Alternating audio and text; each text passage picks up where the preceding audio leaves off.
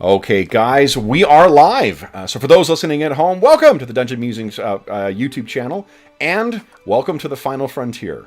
Because you see, today we are playing a very special charity one-shot, playing through Modiphius Entertainment's very, very cool Star Trek Adventures role-playing. Now, of course, my camera's backwards, but you can see on the screen there what the actual logo looks like. This is the most recent version of a Star Trek, at the time of recording, a Star Trek role-playing game, and it comes in two lovely varieties. You can get the original Federation sort of focused one, or you can get the Klingon manual. So depending on which way you want to have your campaigns go, Modiphius offers you two different ways of getting in on this.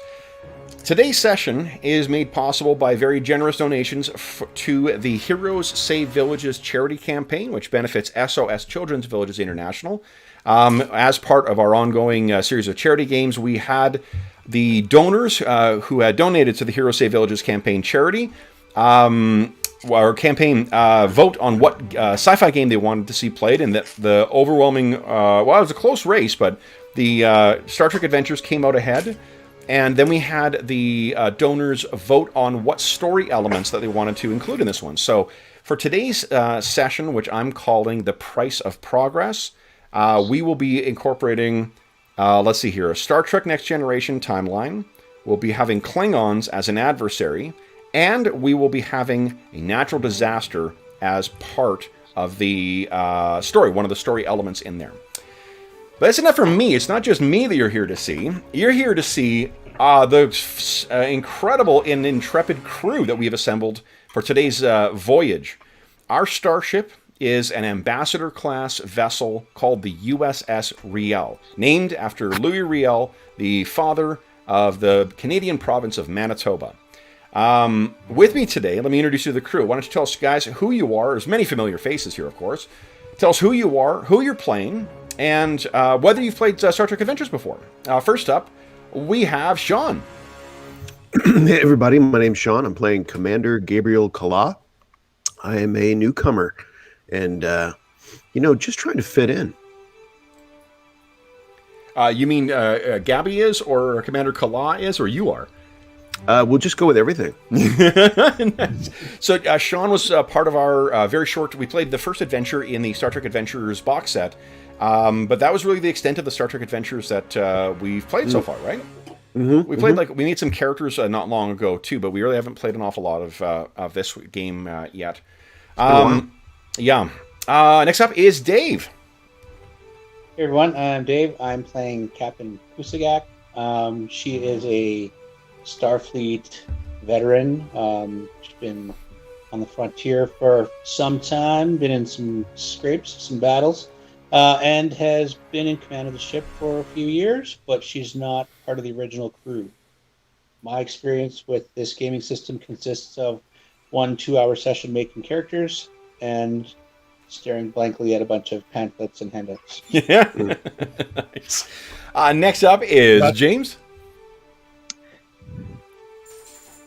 There's nothing to do. Oh, next up is James.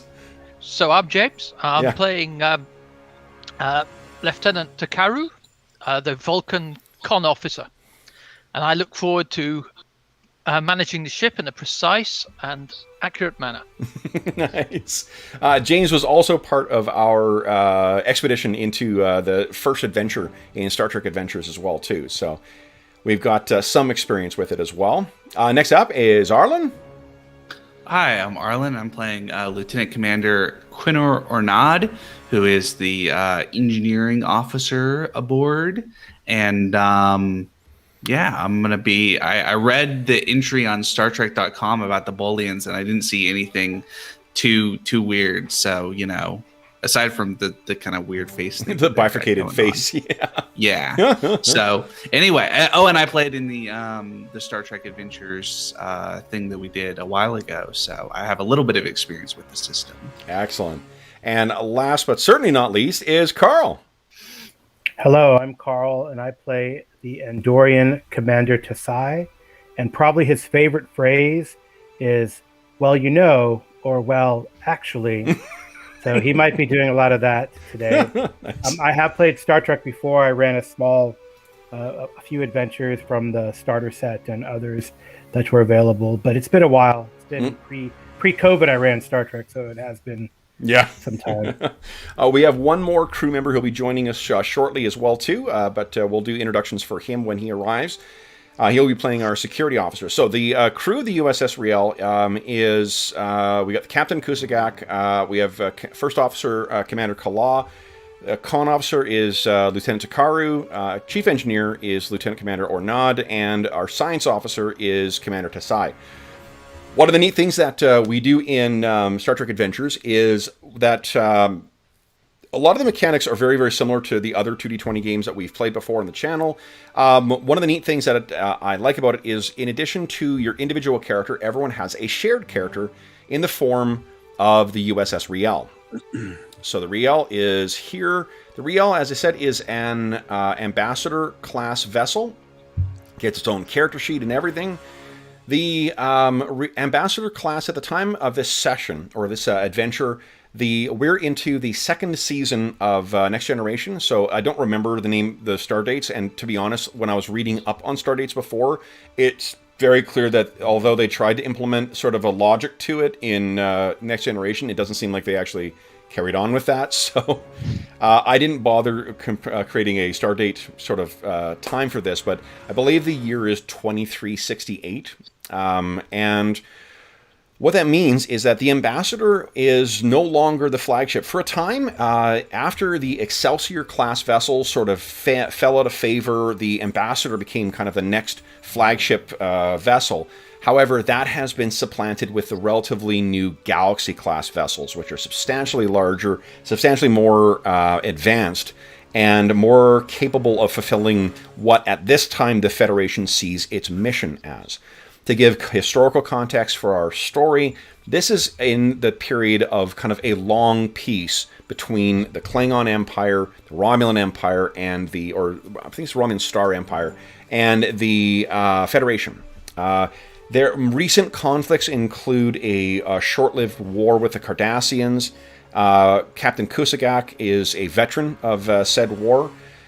And there were brief skirmishes with renegade Klingon houses for a number of years as well, too. But at this point, things are looking pretty peaceful.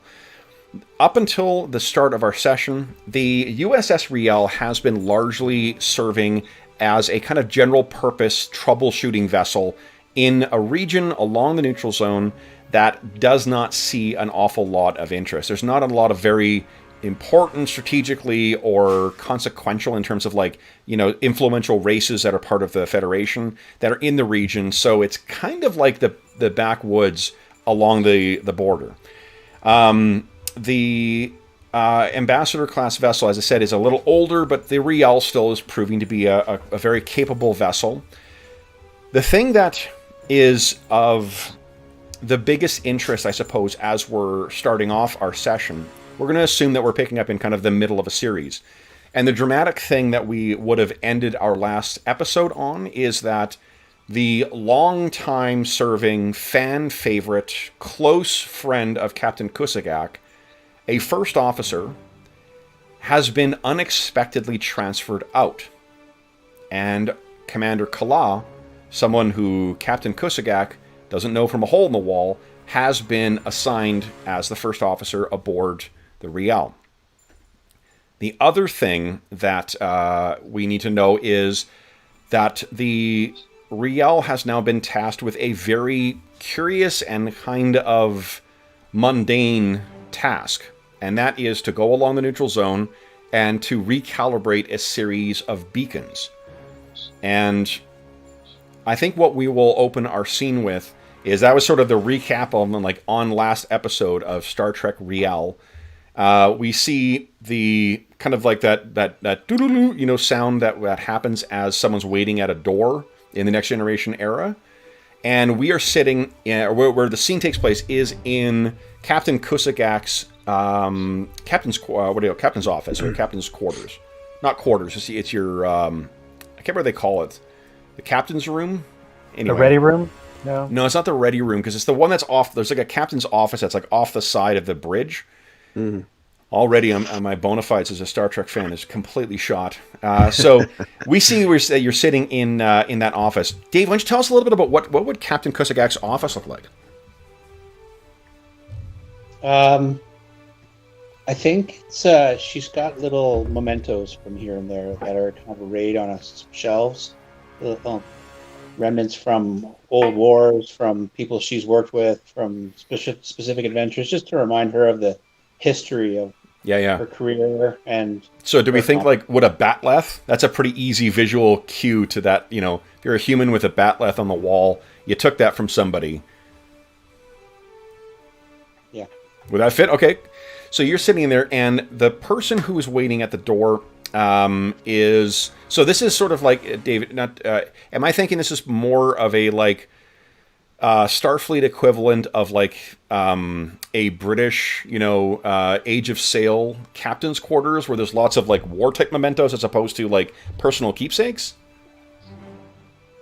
I think it's a bit of a mix. So you've got, like, personal keepsakes from wartime mementos and stuff, but it's like there's reasons for these things. They're not just a trophy kind of thing. So one thing that and that could be it too, like the batleth could be something more than a like a trophy. It could be a gift, like to an honored combatant or honored whatever, honored foe kind of thing. Batleth's a weapon, right? Batleth is a weapon. Yes, it's that curved kind of double blade or of the. Yeah, and I think at the time, just before the door opens, she doesn't realize someone's going to be there. She's thinking something that I was thinking about that you had mentioned, like this rather mundane task that we've been given. It's like, it's almost like they're sending me and the Riel out to pasture. Interesting. Is Captain... Took my capable first officer away, probably promoted him somewhere to his own ship.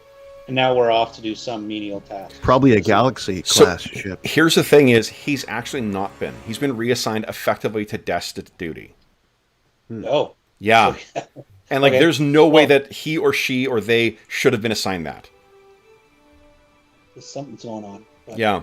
I don't know. So, what I was going to ask is, does Captain Kusagak have a significant other? Is she married? Is she in a long-term relationship? Like, they're a sort of like on-again, off-again, when you're in a port together kind of thing? Like, would there be pictures of anybody else on the desk, do you think? No, I think she's just happily married to her job and has been for some time. Okay. There's some history there with some other individuals, but it's not necessary to get into that right now. So when Commander, what we'll next see is the perspective from Commander Kalaw's view, because the door's going to open and we're going to see over his shoulder, looking in to see you. Where would Captain Kusagak be sitting? Is she at the desk? Is she looking outside? Is she... I think she's standing behind the desk. Okay. She's not pacing. All right. So, standing behind the desk. And as I think that as you are, let's say the next ranking person, I guess, would be Commander Tasai.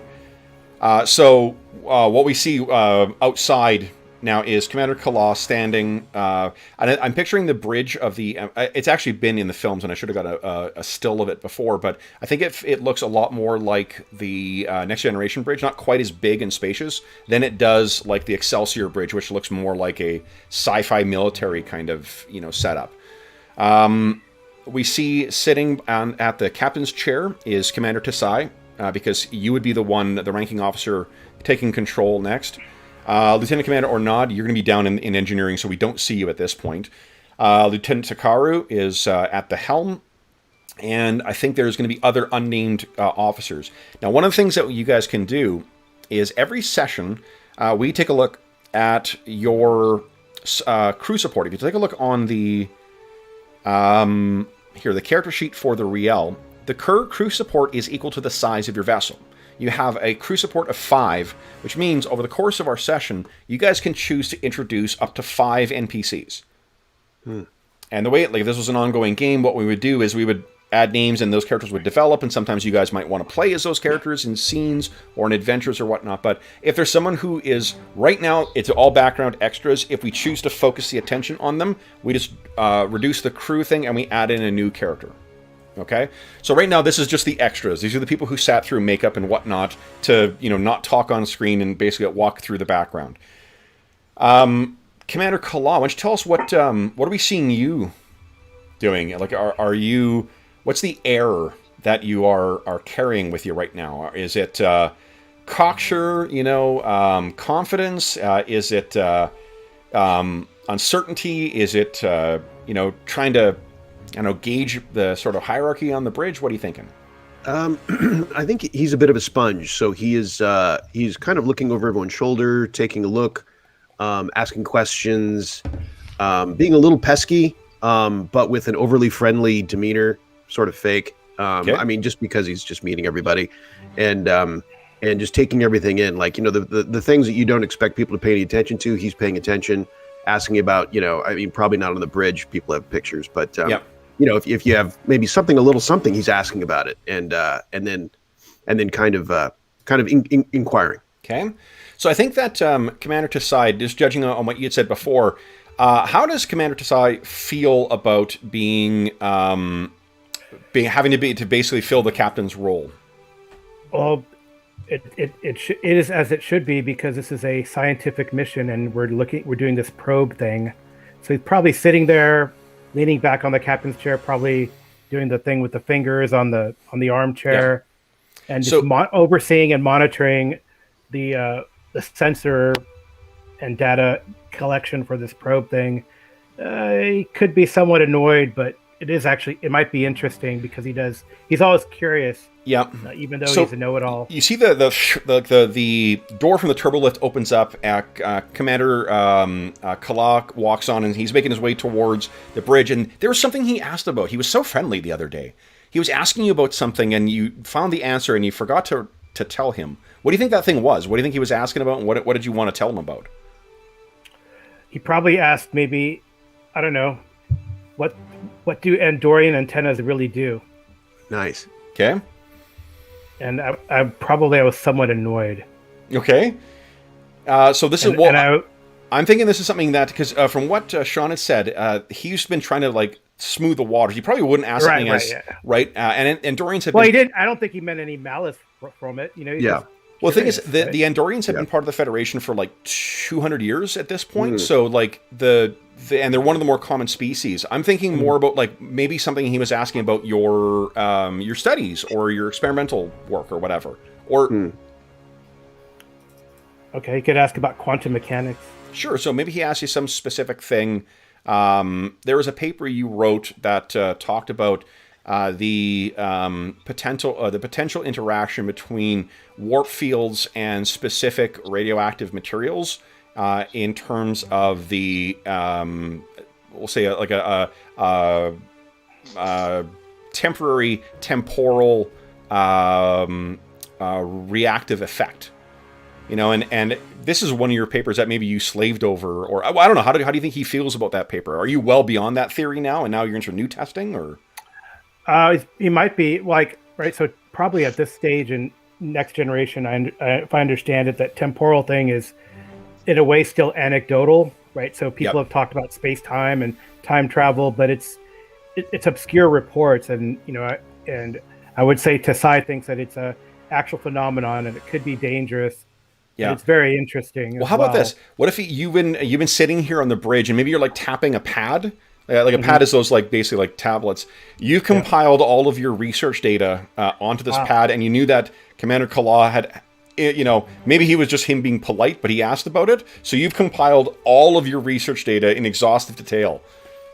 Right. So what do you say as he's walking towards the captain's? So I say, Commander, if you have the time, I have the answers that you seek.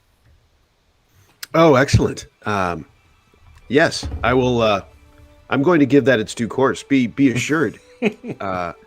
Your ability to assess is I feel might be crucial on our trip, on our current task. It is. Let's do this. Is Kala being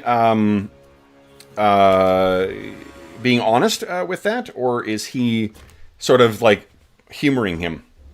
I think that he's surprised. about being offered it at this point. You know, he's just kind of still arriving, and so Commander Tasai has he wasn't expecting it. You know, it wasn't like he was looking for it. But what's your sciences score? My sciences score is just an excellent question. Let me see here. 1. It's a 1. Yeah. So like, I get the sense that you may have been polite. Yeah. And he's like, here you go, 18 terabytes of testing and data for your review. Polite, but maybe a touch of foreshadowing. So he's he's like, oh, great, oh, excellent. I'll be looking over this tonight before I turn in. But keep your eyes open, Commander. Your skills will be needed on this mission. So let's do this. If you have any questions, feel free to contact me. Let's start some dice rolling as well, too, just to get the ball rolling here. So I think what I'm going to do is have you guys do a contested roll here. Commander Kala, I think it's going to be daring and security are the two that come in here. Because you're trying to basically hide your, like, oh, fuck, I didn't even expect him to do this. Yeah. And Carl, what I want you to do is, I think, roll reason and security, or insight and security, to see if you pick up what his true feelings are. Okay. Now, as with all you guys, you can start it off with just 2 points in there. Make sure you click on so you grade out the two different, the attribute and the discipline that you're using. Do either of you have a focus that you think would apply? If it's quantum mechanics, then he does have a focus in quantum mechanics. But I think I don't know if it would apply here. Yeah, I don't think if he tried to. He doesn't have anything. He doesn't have anything related to insight. You know what? No. I'll let you use it because maybe he's making a mistake about it. Maybe like in part of his effort to ingratiate himself, maybe he said some things. You're like, wait, that doesn't make sense. So I'll let you use that focus. I have composure.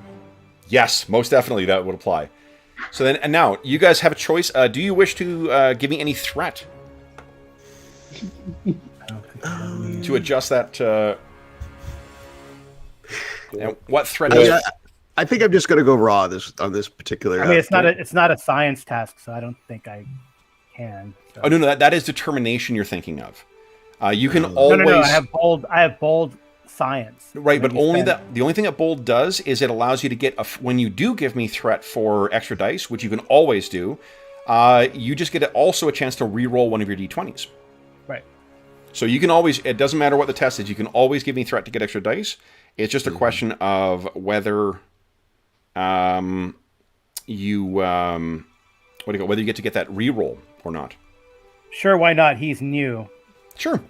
I want to, call him out if because how many threat do you want? Commander Desai always wants to be right. So how many extra dice would you like?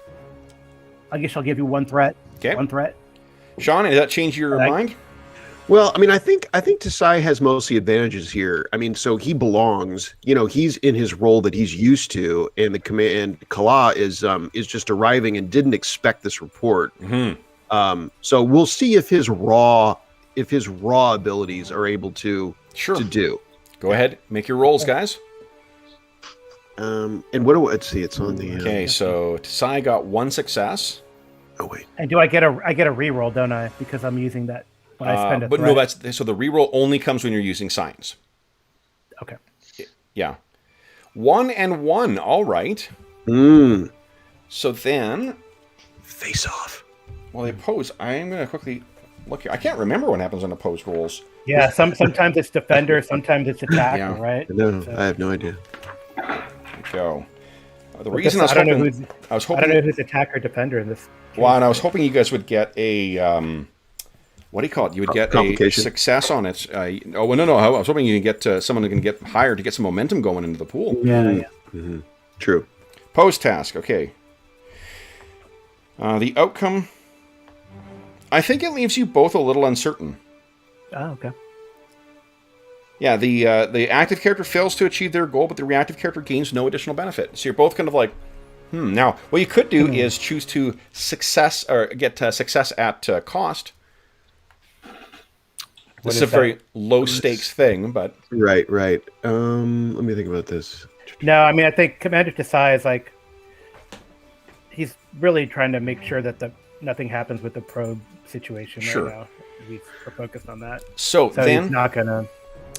Let's cut then to Kala. You get the pad. What do you say to him? You guys can go ahead and just exchange a little back and forth before you get to the door. Well, I just said if you have any questions, feel free to contact me.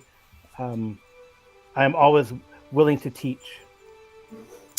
Of course. I will. Of course. I will be browsing this tonight. Probably in some detail. I will come back to you, Commander, and appreciate your attention to detail. Anytime. Okay. It'd be great to talk with someone other than Lieutenant Commander Ornado about this. Or not. All right. So then you walk up to the door. There's a little like, and you hear from within.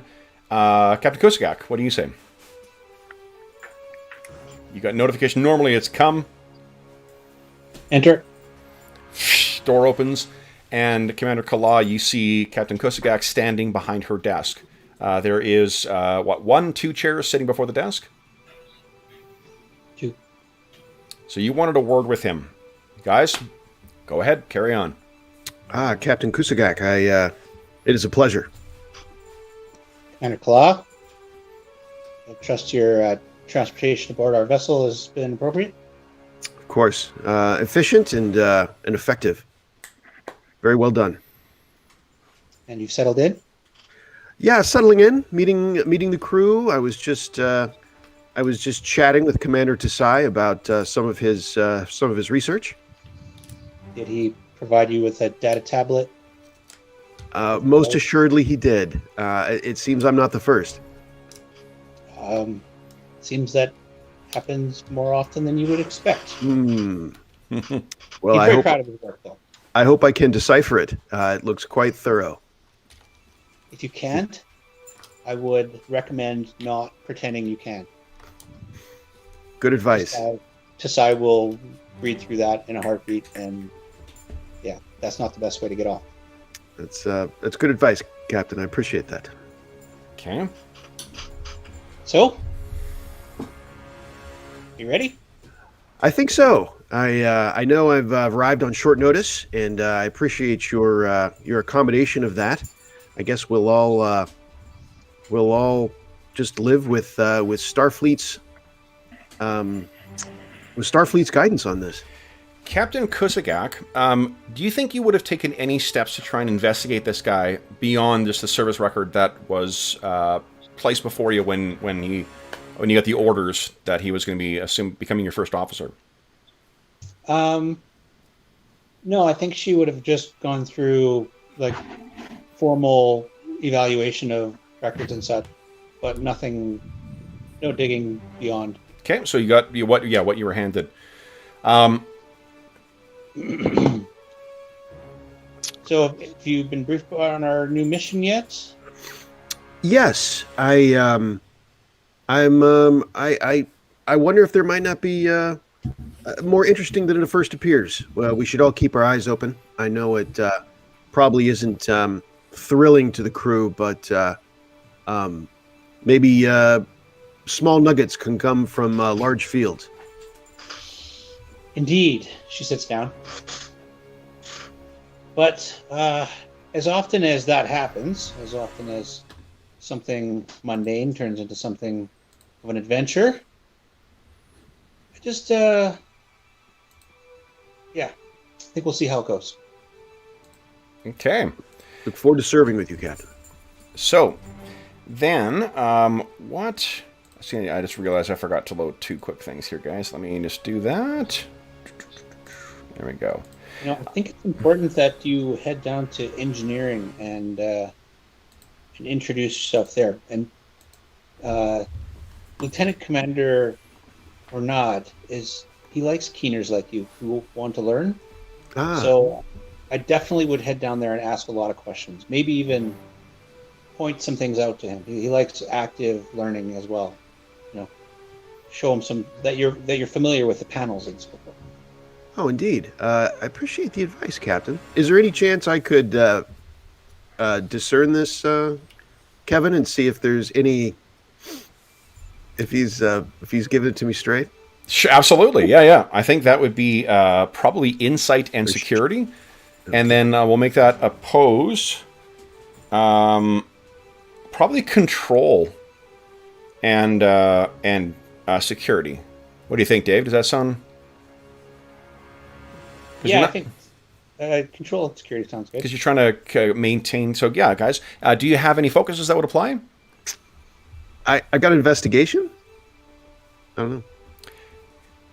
I think if you want to roleplay a couple of probing questions, I'll definitely let that apply.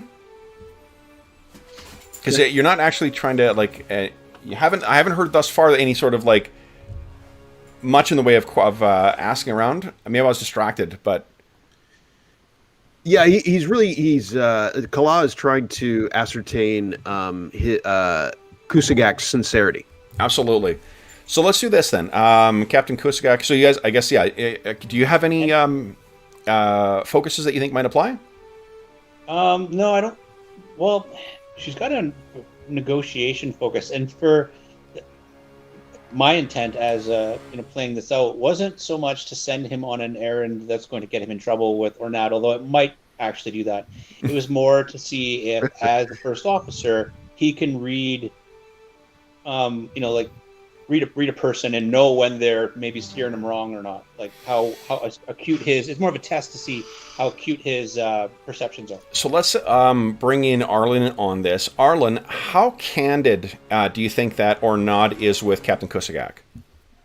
Ornad is pretty candid with everybody. He's very candid with the captain. So it may be that this errand may be a way of you're going to get Ornad's read on this guy, and then meet back up at the captain's dinner to find out what did you think of this guy? That's certainly that's a thing. Ornad is probably not the best person to get a read on somebody, but he might have an interesting perspective. Okay, but the captain knows that Ornad doesn't like people asking a lot of questions or touching his handles and stuff, which is exactly what Arlen said earlier. Don't do. Right. So this was a bit of a ruse, but also a test to see if the first officer is capable of reading people's motivations. Sure. So then, let's do this first. Let's take care of the roll in front of us. So you guys are currently rolling 2 dice each. Does anyone want to give me threat to get some extra dice? Yeah, I will, because this is important. I need to know if I can trust his ability in the field to... How much threat am I getting? I'll give you 1 dice. 1, okay. Yeah, I think I'll do the same because this is a rate. It's with the captain.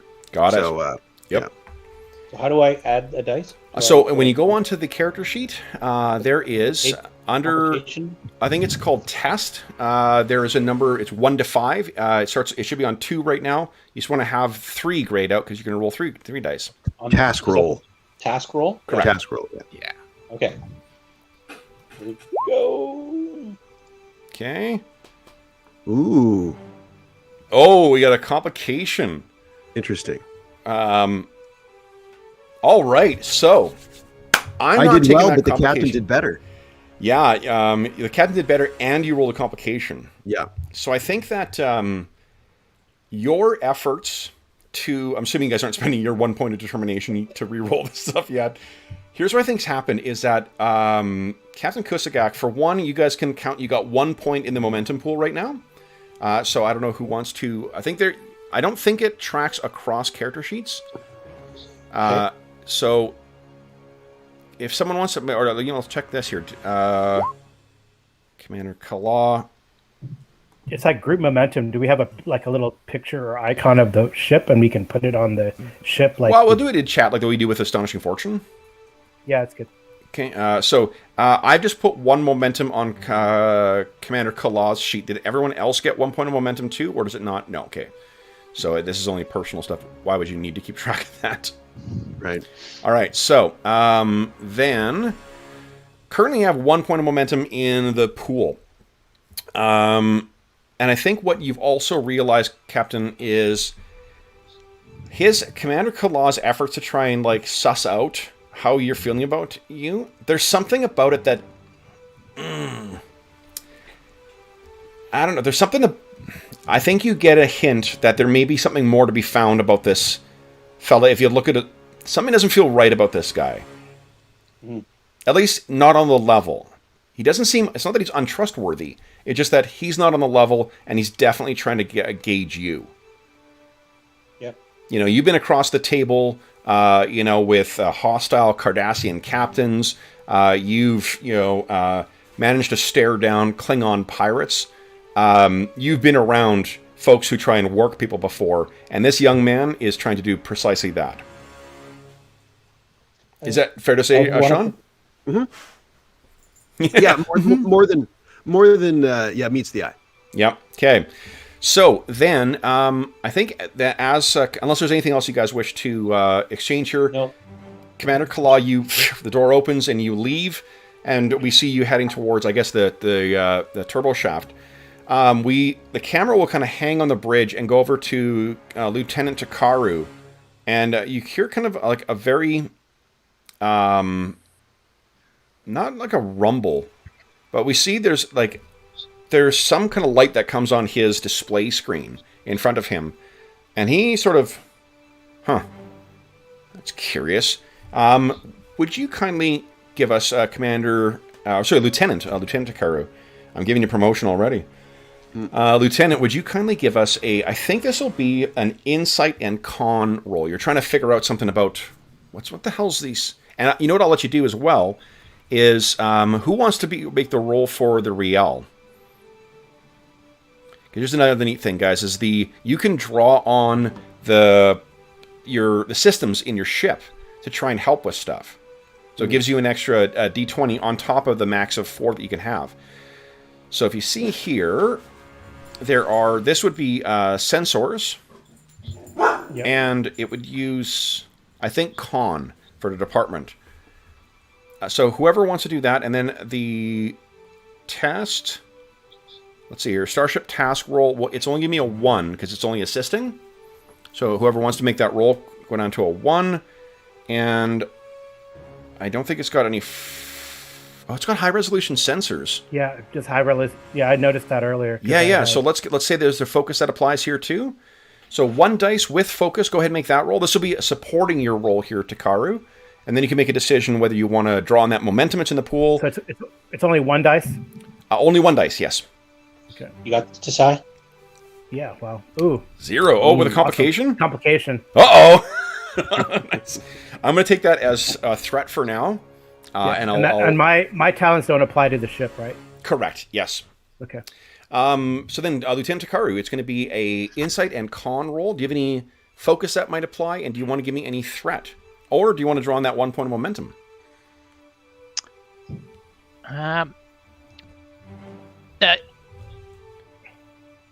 Looking at the lights which have come on my screen, I recognise this is covered by Starfleet protocols. So, which Yes. I happen to have Yeah. as a focus. Yes, there are standard operating, like you guys are currently at warp right now, and there's a standard kind of accepted range of modulated frequency for the warp bubble to be maintained, and something strange is happening with it. So, I think there we go, and yeah, I'll use one of those the momentum then. Sure. Okay, so you're currently rolling 3 dice. Do you want to give me any threat for any extra dice, or go with 3? Go with 3. Go ahead. Nice. Ooh, very nice. So the difficulty of this task is actually only a 2, which means you're putting 2 more points. You can get 2 more points back into the momentum pool, or you can get extra info. What you can tell right now with the bare minimum is that there's an instability that's kind of buffering against the warp bubble. Almost like a wave of something that is hitting it. You can choose to spend another momentum of the 2 that are in your pool right now to get further information, or you can dump that back in. So I will use one of the momentum to ask the question. Is this caused by another ship or natural forces? Neither. Can I tell? Neither, actually. It is definitely not from an oncoming ship or an exploded ship or something like that, nor does it correspond with a natural phenomenon. This is definitely some kind of artificial thing. You have 1 more momentum. You want to get more question, or... I'll ask one more question. Is this causing danger to the ship? It quite possibly could. Yeah. So Is that see- our other point of momentum used? I think what we see, yes, both momentum have been used. So I think that am I correct in thinking that we see your eyebrow arc up? Okay. We cut now to Lieutenant Commander Ornod in the engineering bay with all of his crew. Nothing's wrong right now. This is just another day in Ornod's bay. What do we see Ornod doing as we first meet him? So Ornod's a very kind of hands-on kind of guy. So he's got one guy working at a data station or one of the computer terminals or whatever, and he's sort of standing over him with a hand up, looking over his shoulder, and then says, "No, just step away and let me do this." Okay, and then takes over and starts running the engineering thing and says, "Okay, it's done now. Get back to work." Yeah. So, and then how do you think he gets along with his crew? I think they, on the whole, he takes some warming up to, but that they generally like him because they recognize his kind of capability with it. That he is, he's not necessarily the most likable person, but he is a really talented engineer. So he knows what he's doing. Am I correct in thinking that two things I got to ask about. One of them is, am I correct in thinking like the ones who are fresh out of the academy are like this guy, and then as soon as they get to know, they're like, oh, he knows so much more than what I do. Yeah, that's a great description of it. Okay. The other thing is am I correct in thinking that maybe he's got a story with every single repair that's like, there was just, like back in 2355, we had the same problem. It's like, don't worry, we replaced it. Shortly afterwards, did a complete reworking, works like a dream now. Let me show you.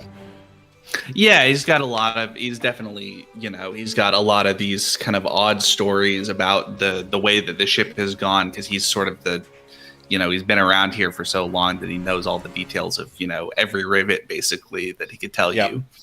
So and it's that when you hear there is something unfamiliar that comes in, and there is a young man, a human, who is wearing the red of command.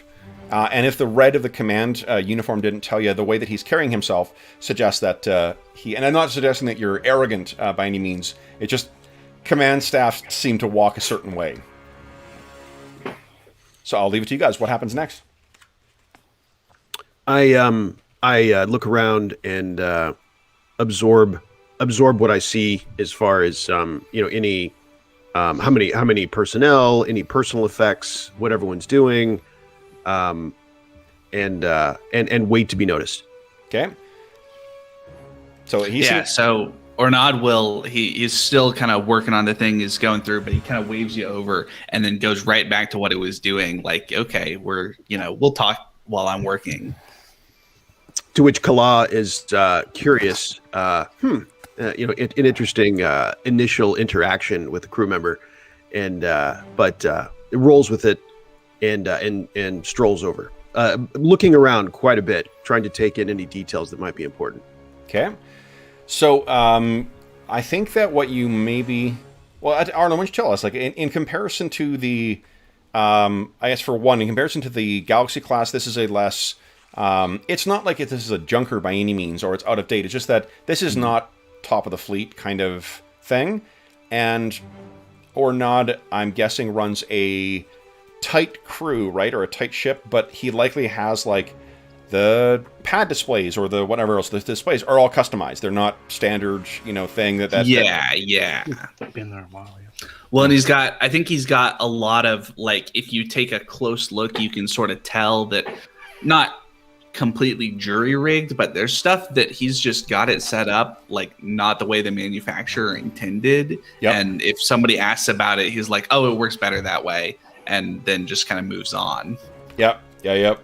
So because there was that great episode of Next Generation where Geordi has like one of the designers behind the warp core come in, and all the like sort of tweaks he's made. She's like, "Why are you ruining my engine?" But so you take that small little bit of like tweaking stuff and you span that out over 30 years in the same ship. Yep. So he's got it. That's the impression you're getting, Commander, is like. If you're familiar with engineering, and you got what's your engineering discipline? My engineering is 2. 2. Okay, so yeah, you would recognize that it's a different kind of setup. Commander Kalaw says, taking the captain's advice, traces his fingers over the control panel, so that Lieutenant Commander Ornod can see, which apparently excites Ornod into that someone's interested. Apparently, according to the captain, and so he says, "Oh, these seem to be reorganized, Lieutenant Commander. Was that your doing?" There, please. It would be best if you didn't touch anything before. It's really, there's some sensitive stuff going on here. It'd be best to not just. So you can hear, as you guys are sort of first interacting here, we hear then there is a young, so there's going to be a young engineering officer. Now, Arlen, I know you're not super familiar with Star Trek stuff, so if you got an idea for like what species this person might be or whatnot, you can feel free to throw in. Otherwise, I'm happy to just throw something out. Aside from humans and weird no problem. Humans, no problem. That's so all I know. Here's what I'm going to say. So I think what we look over and what we see is a let's say it's a bald man, completely shaved bald, but quite young. It looks like, and there those who are familiar with the things. He may be a Delton, and he's looking at this display. He's got the green or the ochre mustard or whatever of engineering, and he's looking up and he's like, Lieutenant Commander, I think something's wrong with the warp field. And we cut back up to the bridge and we hear as the door opens and Captain Kusagak, you walk out onto the bridge. Commander Tasai stands up. Lieutenant Takaru is at the at the con, and nameless extras are currently around the rest of it. Lieutenant Takaru, now we're picking up for where you've just detected this thing. What do you want to do? I'll just, Commander, we have run into some disturbance here. I've been checking the sensors. This is not caused by other ships, and it is not by any known natural phenomenon. I suggest that we divert course away from this anomaly. All right, so I guess Commander Tasai stands up, sees a captain approaching, says, "Captain, there is an anomaly." So we he moves to his. He's going to move to his science station. Okay. So Captain Kusagak, you're walking over and to take your seat, and then Lieutenant Commander, you walk over. I'm assuming you and Commander Kala walk over to the board, and you're still like halfway across engineering when you can see what's about to happen. Something is about to have catastrophic failure of the warp core, the warp bubble. So you're going to dump yourself out from warp speed into normal space, which is, the inertial dampeners should hold for that, but it's really not good for a vessel.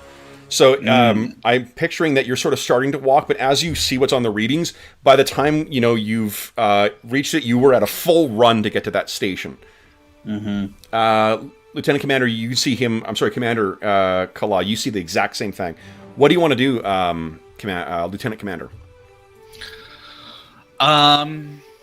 I guess it seems like there's not anything to do to maintain the warp bubble, but that there might be something to do to kind of brace for impact, essentially. So we're going to do kind of a microcosm version of what is called scientific development. There's actually a whole kind of like subsystem for gamifying the whole Star Trek, gobbledygook science, the Treknobabble kind of science stuff.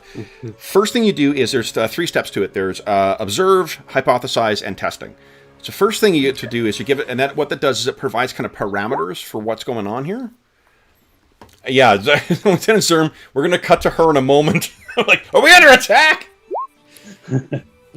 All right, so here's what I think is...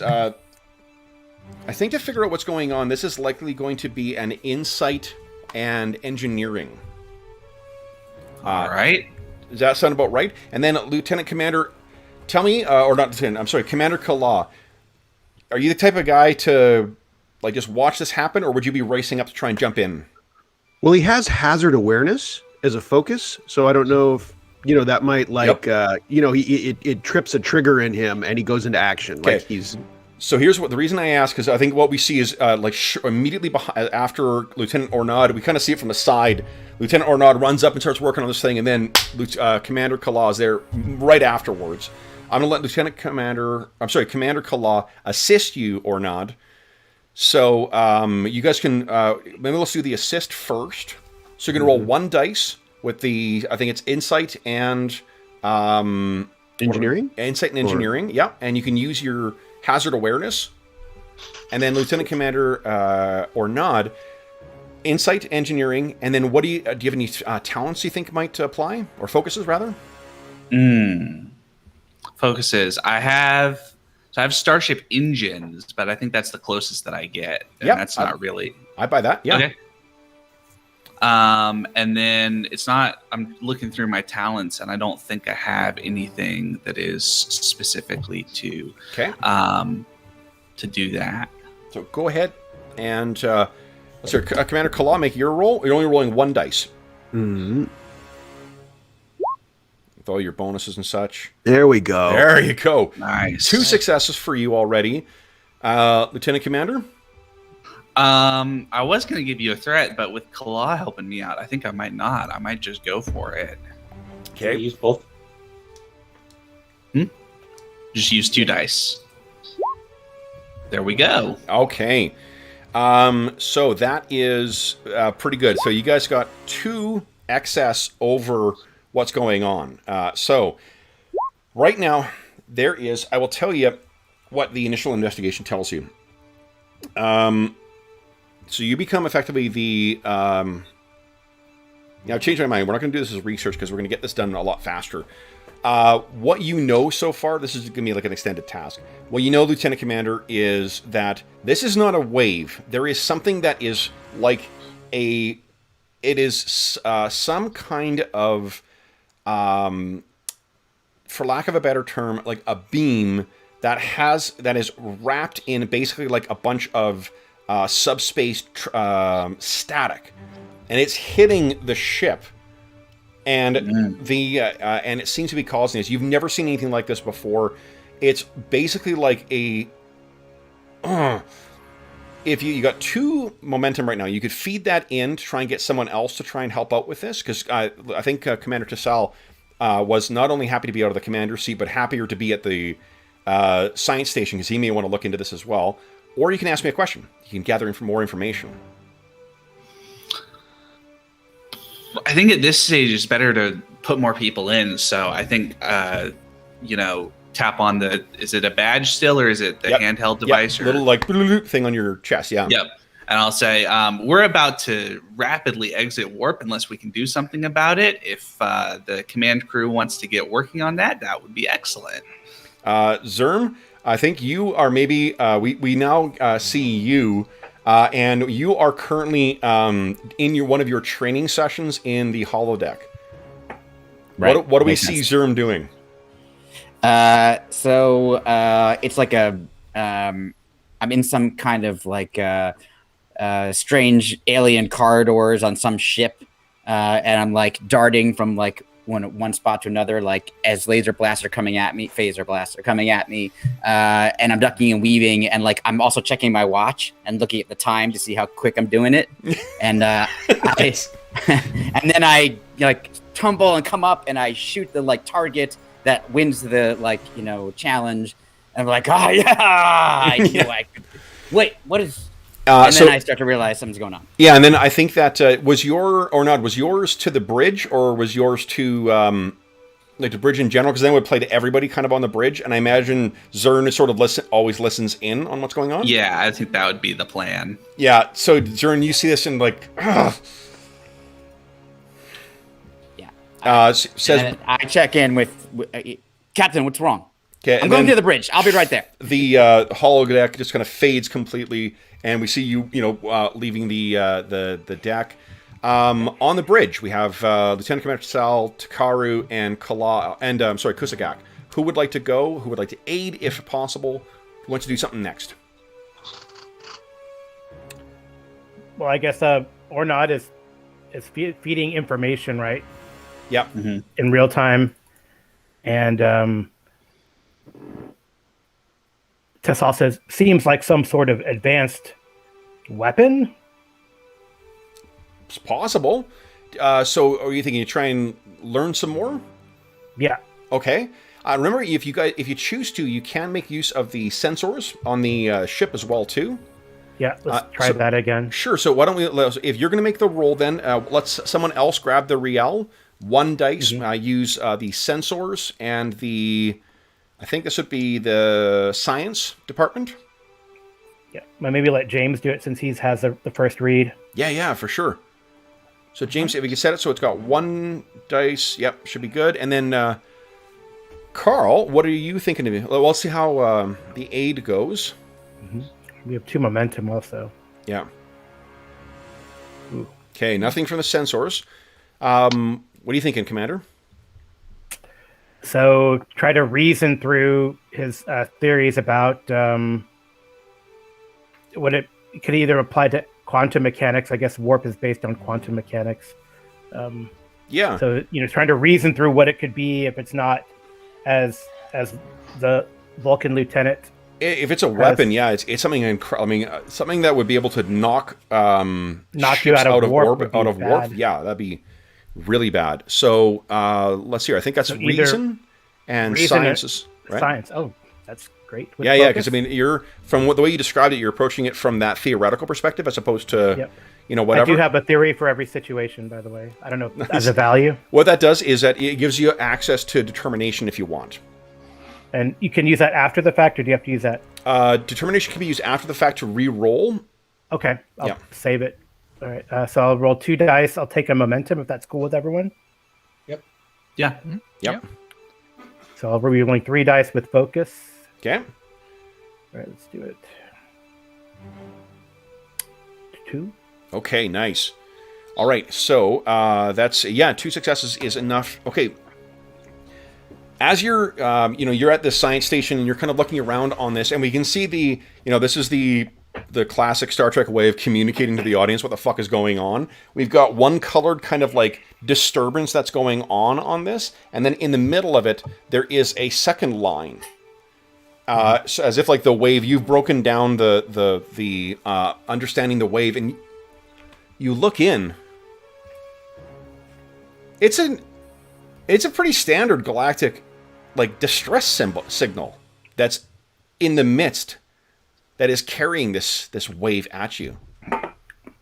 So I would say, Captain, it seems like some sort of distress signal.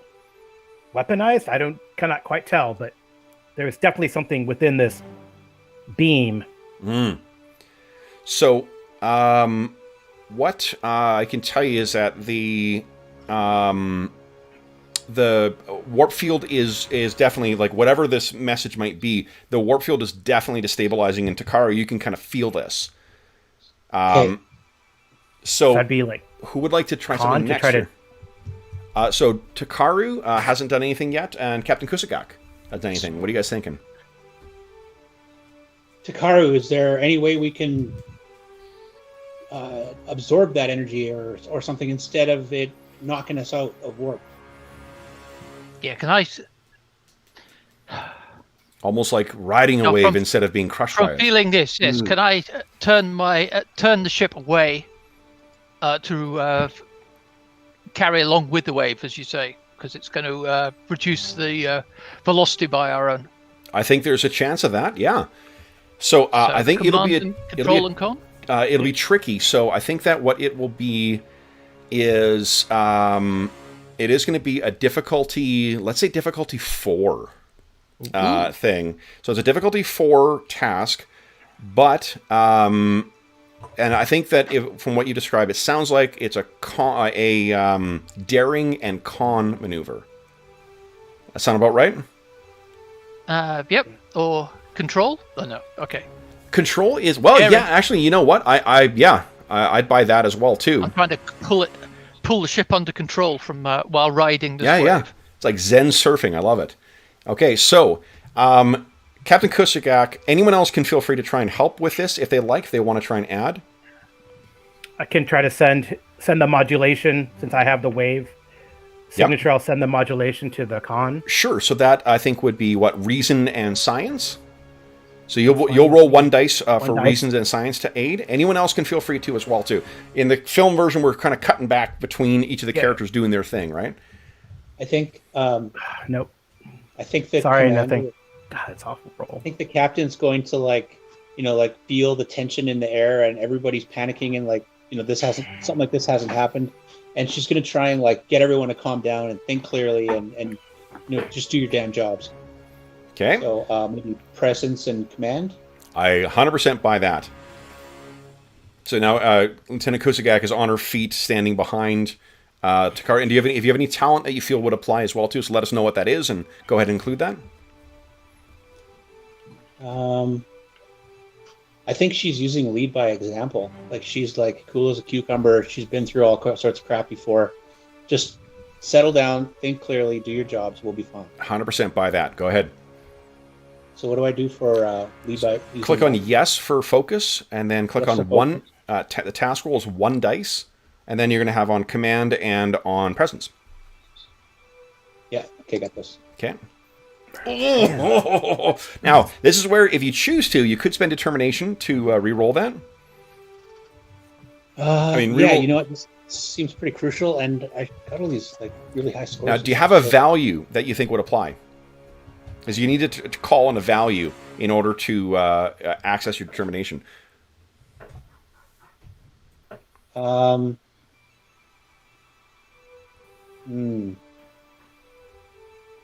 Trust but verify. I trust my team, but getting them to verify what we're doing before we. No, that doesn't quite fit.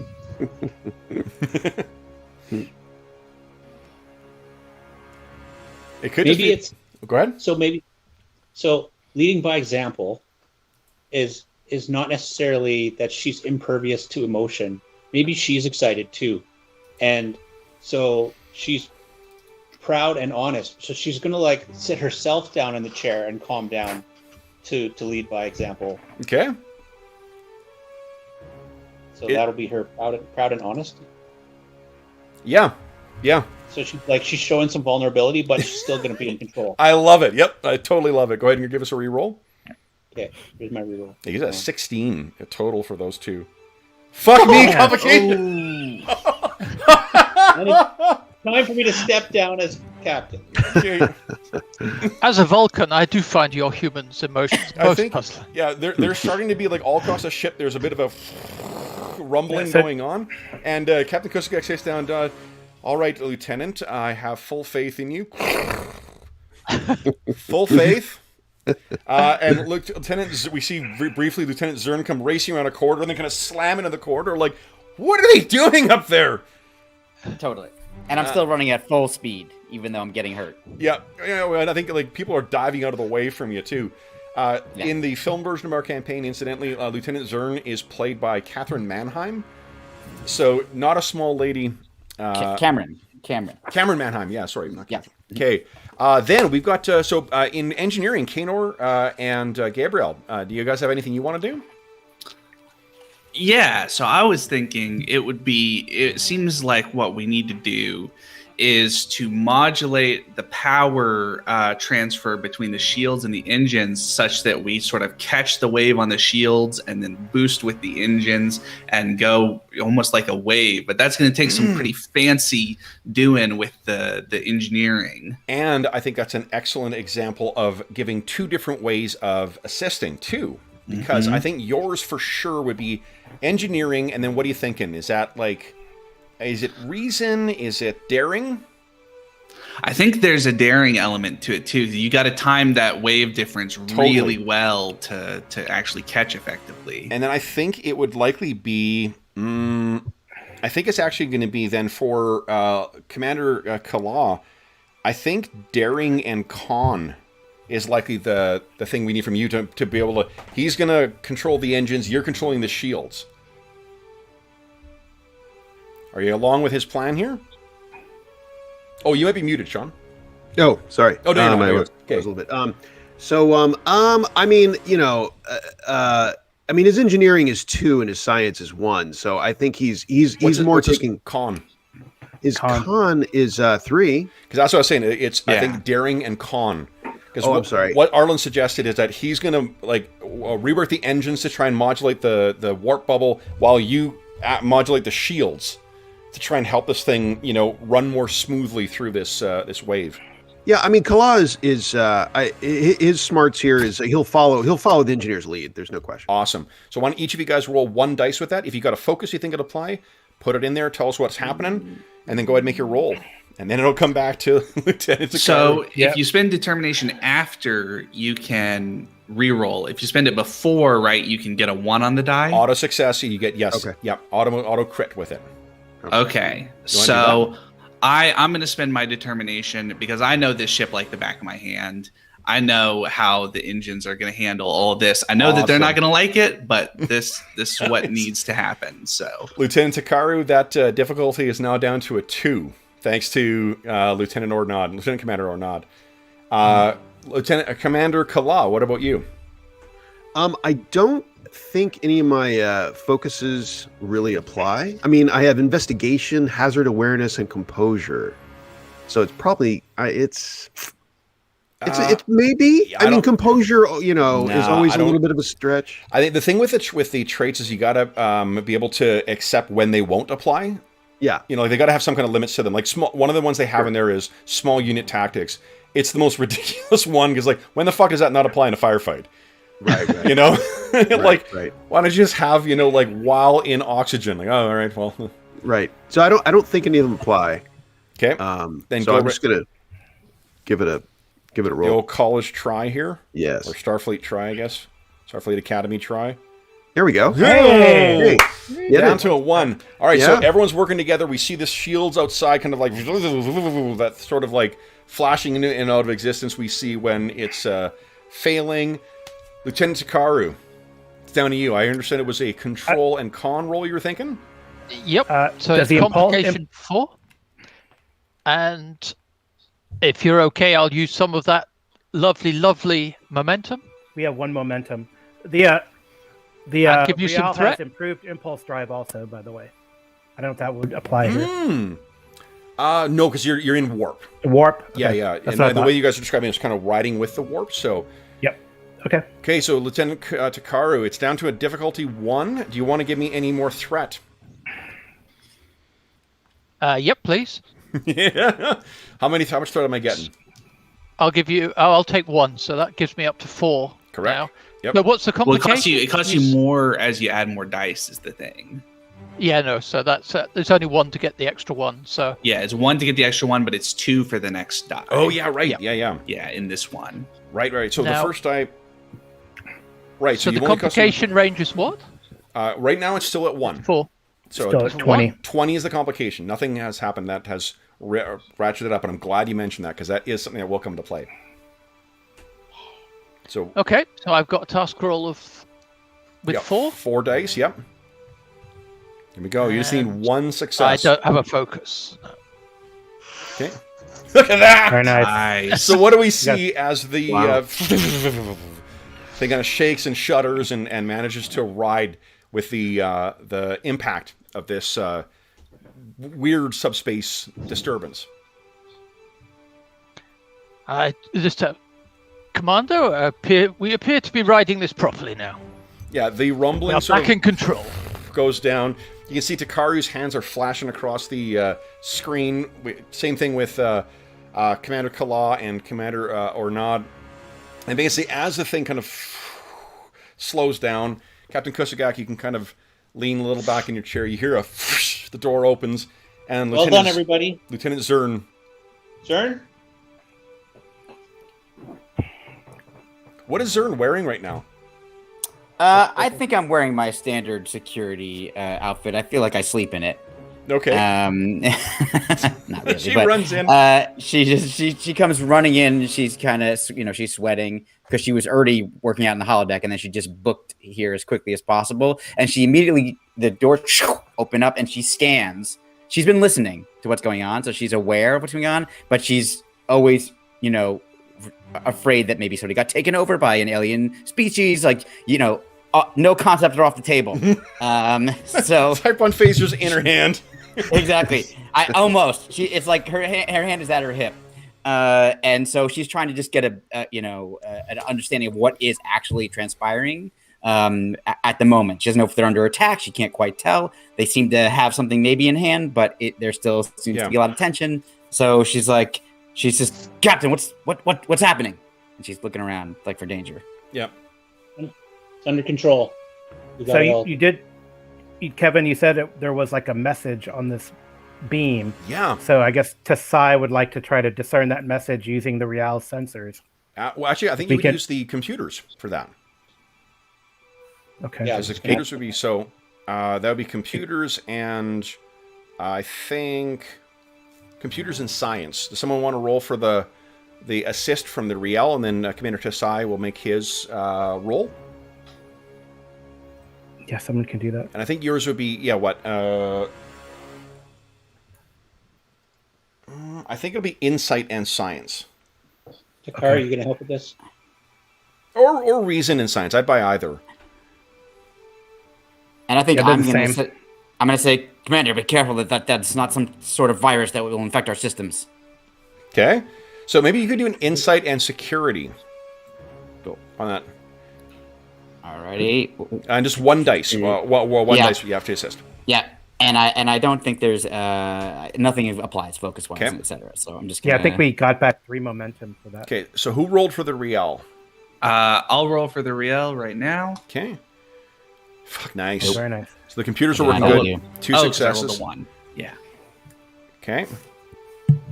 And then, go ahead, Commander. So I'm rolling insight science. There's 2 dice. Okay. Yep. Did someone roll for the ship already? The Riel's got 2 successes already. 2, nice. And you got 3 momentum you could draw on, too. I will add 1 momentum Okay. for that. So we have 2 successes already, though, right? Yep. But you need to get at least 1 on the Yeah. main success. Yeah. Yeah, right. Yeah, I'll take a momentum then. So we have 2 momentum. Okay. That's cool with everyone. Absolutely. Oh, very wow. Holy shit. Nice. All right. So you're going to get everything you need to know from this, and your momentum will be sitting at we took 1. Your momentum is at a 5 again now. Okay. So I think what we do is, as everyone's kind of settling down, we then see Commander Tasai kind of working away at his thing. It's a good point, Lieutenant, and tap in the security. What was your I use? I can't remember if you antivirus. said before. I can't remember if you said that when we were live or before we went live. What's your catchphrase again? The thing you were going to say? Oh well, actually, Yeah. Okay. no, I say recall. There was a message in that beam. Yeah. So I think that's what. So actually, what we'll do then is, as the thing is sort of like rumbling along, we will cut to the captain's ready room, and now what we see is, so this will be a new scene. The momentum goes down by 1. Every member of the senior staff is here, and you're all sitting around, and then Commander Tassal you've actually managed to extract this message. Baltasar, what do you have for us? well, the Riel's a little older ship. No offense, Lieutenant Commander Ornad, but the computer's not as fast in compiling. If we replaced some of the older chips, and anyway, We don't have time for this. My lab has been working on. Never mind. I look around and everyone's like, Yeah. Not going to spend the money on the ship. So, do you want to give us your catchphrase? I said, well, actually, Okay. Recall, I was working on the thing. if you recall, I was working on. We wanted to get a upgrade, but So what here what you here see? comes the message. On this sort of like computer display in the ready room, like on the kind of the wall, you touch a button on the screen, and this image appears on the wall, and it is very, very garbled, and it's one of those picture messages in Star Trek where the thing is kind of like fuzzes going across it like a poorly tuned television, and the alien on the screen looks like this, guys.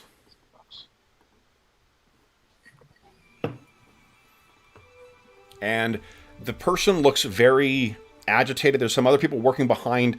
It's got that newsroom when a president got assassinated kind of vibe to it, where people are racing all over the place and like doing things. And the message translated into whatever the Federation standard is please, this is a planetary distress message. We are the inhabitants of Raptosa.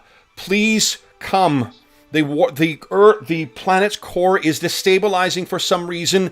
We have had every warp field and every impulse engine destabilized trying to escape. We are trapped on the planet. Please help. And this kind of then gets out. That's the best sort of thing that you're able to extract from it. The science officer, I think, could probably be the one to tell you. So Raposa is a it is a Class M planet that has a native inhabitants of the Raptosans, or the Raposans. I'm sorry, I'm going to keep saying Raptosans. The Raposans who inhabit the place, a largely like benign species. They're not a significant player in international or intergalactic politics. Relatively new, newcomer to the actual galactic scene. But the most critical thing for your consideration is it's on the Klingon side of the neutral zone. This is something that was delivered immediately. So it's very recent. It's urgent. It is, yeah. And it was somehow delivered on that or with that weird subspace carrier wave that damaged the hull, the warp bubble that you were traveling in. Can you verify this is a legitimate message? It has been faked in some way? It's being repeated over. Now that you guys have had a time to check, it's being repeated and going out. As I said, this is like a backwater of space. So it still remains current. Now that you know what sort of interference is coming in, you're easily able to pick it up, and it's really not that far away, relatively speaking. Your paranoia aside, Lieutenant, we run it through several levels of security protocol. It is legit. It is my duty. It is not paranoia.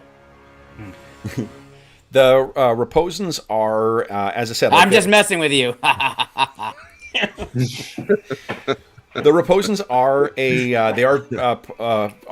their homeworld is part of Klingon space, but they are not part of the Klingon. The Klingon Navy, everything we've seen in the the fiction suggests that it's only Klingons who really occupy the Klingon Navy. So these guys kind of, probably pay a tithe to them, maybe suffer raids and whatnot, but otherwise they are within the yeah, nice. They're otherwise a non-belligerent species, and would we expect the Klingons to respond, or do Klingons generally? Do we assume that Klingons will not care? With the fact that the SOS, well, I guess for one thing, Klingons, I'll leave it to you to determine how. Remember what your initial thought was with this when it hit you. If the Klingons just think it's a weapon, they may not think any faster. It was only because of your curiosity that if the Klingons think it's a weapon, they'll go and retaliate. So these people might be doubly in trouble. It was sent as a beam, though, right? This was directed into our space. It was directed into our space for a reason. They probably already requested help from the Klingons and not received it. Otherwise, why would you shoot that? Why wouldn't you shoot it into somewhere that you knew you would get help from? There's a reason. It's a reasonable hypothesis, Captain. Protocol, first officer. Am I? Can I come back? I might head to the bridge at what point? I mean, everyone's in the ready room. Oh, everyone! I got you. Yeah. Well, Captain, I think from both a humanitarian standpoint and I think we have a duty to investigate this anomaly. I believe we need to investigate. Yeah, I'm extremely curious about this technology. I think the Zim, what does this look like? Zim, what does this look like from a security? Well, first of all, as we all know, curiosity did kill the cat. Looking at you, Commander Tassel. That deep into Klingon space, what are we looking at? We must be incredibly careful. I suggest that we contact the Klingon Empire and alert them to our arrival in their sector of space, so they do not think that we are trying to slip in undetected. And we must be careful. I think this might be a trap. Sorry, Kev. Oh no, yes, that's fine. I think so. To give context again, like this is the Federation is at peace with the Klingons, but it's a living next to a neighbor that you that you can put up with more so than you actually like. I'm even more extreme of like, even though that we're supposed to be allies potentially, or at least not enemies. Still, you can't trust. I know them. and Dorians, Tellarites, etc. We've been in the Federation a long time, so yeah, we have a history with the Klingons. Oh yeah. Or not? What's the ship's condition right now? Can we get in and get out? Can we do anything while we're there? Well, the ship is in much better condition than it would have been if we hadn't been able to ride the beam. As far as the ship, well, Captain, you know the ship. The ship has never been in, or it's been a long time since the ship has been in first class condition, but we can definitely get in. Get it out. Yeah. What you guys running into trouble. So one of the risks that you would, I guess the unknowns right now are, it's unclear where this carrier came from. If you're actually assuming you accept that the SOS, the planetary distress broadcast, is bona fide, why on earth would you send it with a way that would potentially knock things out of warp, which is not something that you would know. I mean, there's such a thing as like really getting someone's attention, but then there's this. That is probably, you've never heard of anything doing this before. The other thing is if what they've said is true, that this interferes with impulse and that there's having some kind of anomaly that is interfering with impulse and warp engines, this may be like a Sargasso, where the engines on the Riel operate on either impulse engines or under warp engines. If this is destabilizing both, you may be able to get in, but you may not be able to get out. However, the interference, basically, normally it would be difficult, you would think it would be difficult to navigate towards something like this, but Lieutenant Takaru has quite easily figured out just steer towards the disturbance. And there's a very weird subspace disturbance at the spot where Raposa should be. Go ahead, James. Right. No, I was just going to say, can I confirm that the beam is actually coming from Raposa? Definitely. Somewhere else. Yeah. That answers my last question. Takaru, can you get us there? We've just got to do the opposite we did before, Captain. Oh, James, would you mind moving your mic just a little bit closer? I think you might have moved it away to... There you go, perfect. Anyway, Captain, of course, we've just been heading directly away from Raposa. I can simply turn us around and we go directly towards Raposa. However, as we did it to minimize the impact, heading towards them will, of course, maximize it. We should find out what it is, Captain. Can we get around the beam? Can we follow the beam without being in the path? You can avoid the beam. It's not a wave per se. It's that, think of it like the way that I'm picturing these types of signals is that the receivers for this are sort of like there's a connection that's made so you can bring the signal in and that's what's caused this weird connection. You may need to run comms dark, as it were, going in. To avoid accidentally getting hit, but that also, I guess, means that you're also not going to be able to hear from the Klingons while you're going in. What would Klingons if Klingons caught us comms dark in their area? Well, I think we should alert the Klingons to the threat of the wave itself, this beam. They would like to know that information, I would believe, and therefore we could make them aware that we will have to operate in this manner. But I must express my concern about this endeavor. This may be a trap, Captain. We can't receive communications, but can we continue to broadcast? Yes. You could arrange, I think that with a very basic modification, Lieutenant Commander Ornod could take care of that. And we can honestly tell the Klingons that we are on a humanitarian mission here. With the planet's distress signal, Captain. And Or provide oppositarian.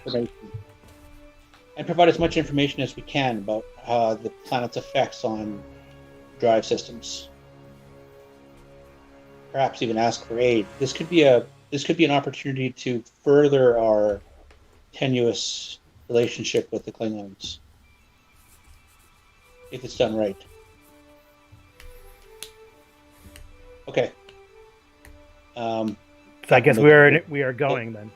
Captain looks to the rest of you, kind of like for the, she's not asking for permission, but she wants to know if you're on their side on this. So there's sort of a looking over, yeah. And maybe it'll be Commander Kalog, because he's the last one in. So you do that sort of look over, see if anyone has any last things to say. That's a nice little flourish with it to speak to the relationship with his crew. I look where anyone have any last, and since Claw's new, he's going to be more overt. Yep. Anyone have any last reservations that has not been yet expressed? Very well, Captain. I think we're in agreement. And there's just look amongst the crew of this fucking guy. Whereas Claw looks already pleased. had agreement. What's he talking about? Yeah. Awesome. Yeah, I love that you're playing this guy as the guy who makes a conference call 6 times longer than it needs to be because he needs to say what everyone just said right before him. Right. Awesome. All right, so then you guys get up and we see the door to the ready room opens up. Everyone goes to the crew. The extras get up and walk away to go back to the stations as you guys assume your position. Lieutenant Chikaru, your hands play across the helm. Outside, we see the Riel kind of arc on a kind of a wide angle turning, and then dump back into warp. Now, Ornod, I don't think I'm going to make you. Let me rephrase that. You can roll for your engineering to modify the what do you call it? The things, the comm systems. Yeah, if you want to shut that down, only if you want to try and generate some more momentum. I think I'll leave it where it is. All right. Assign one of the underlings to do it. Tell the extra, go over there and deal with this. So, I've got more important things to deal with. Let's talk about the what do you call it? What you how you guys intend on approaching this thing, because it's kind of going to be if it's anything like this beam, if what they're saying is like this, imagine a planet that's sort of caught up in this disturbance. There's going to be, as it were, a wake as you're kind of going in towards this until you get there, and then the sensors may have difficulty unless you take some steps with trying to figure out what it's actually looking at. So what are you thinking, guys? And there is, I guess, of course, the problem with the destabilizing warp bubble and shutting down the impulse drives.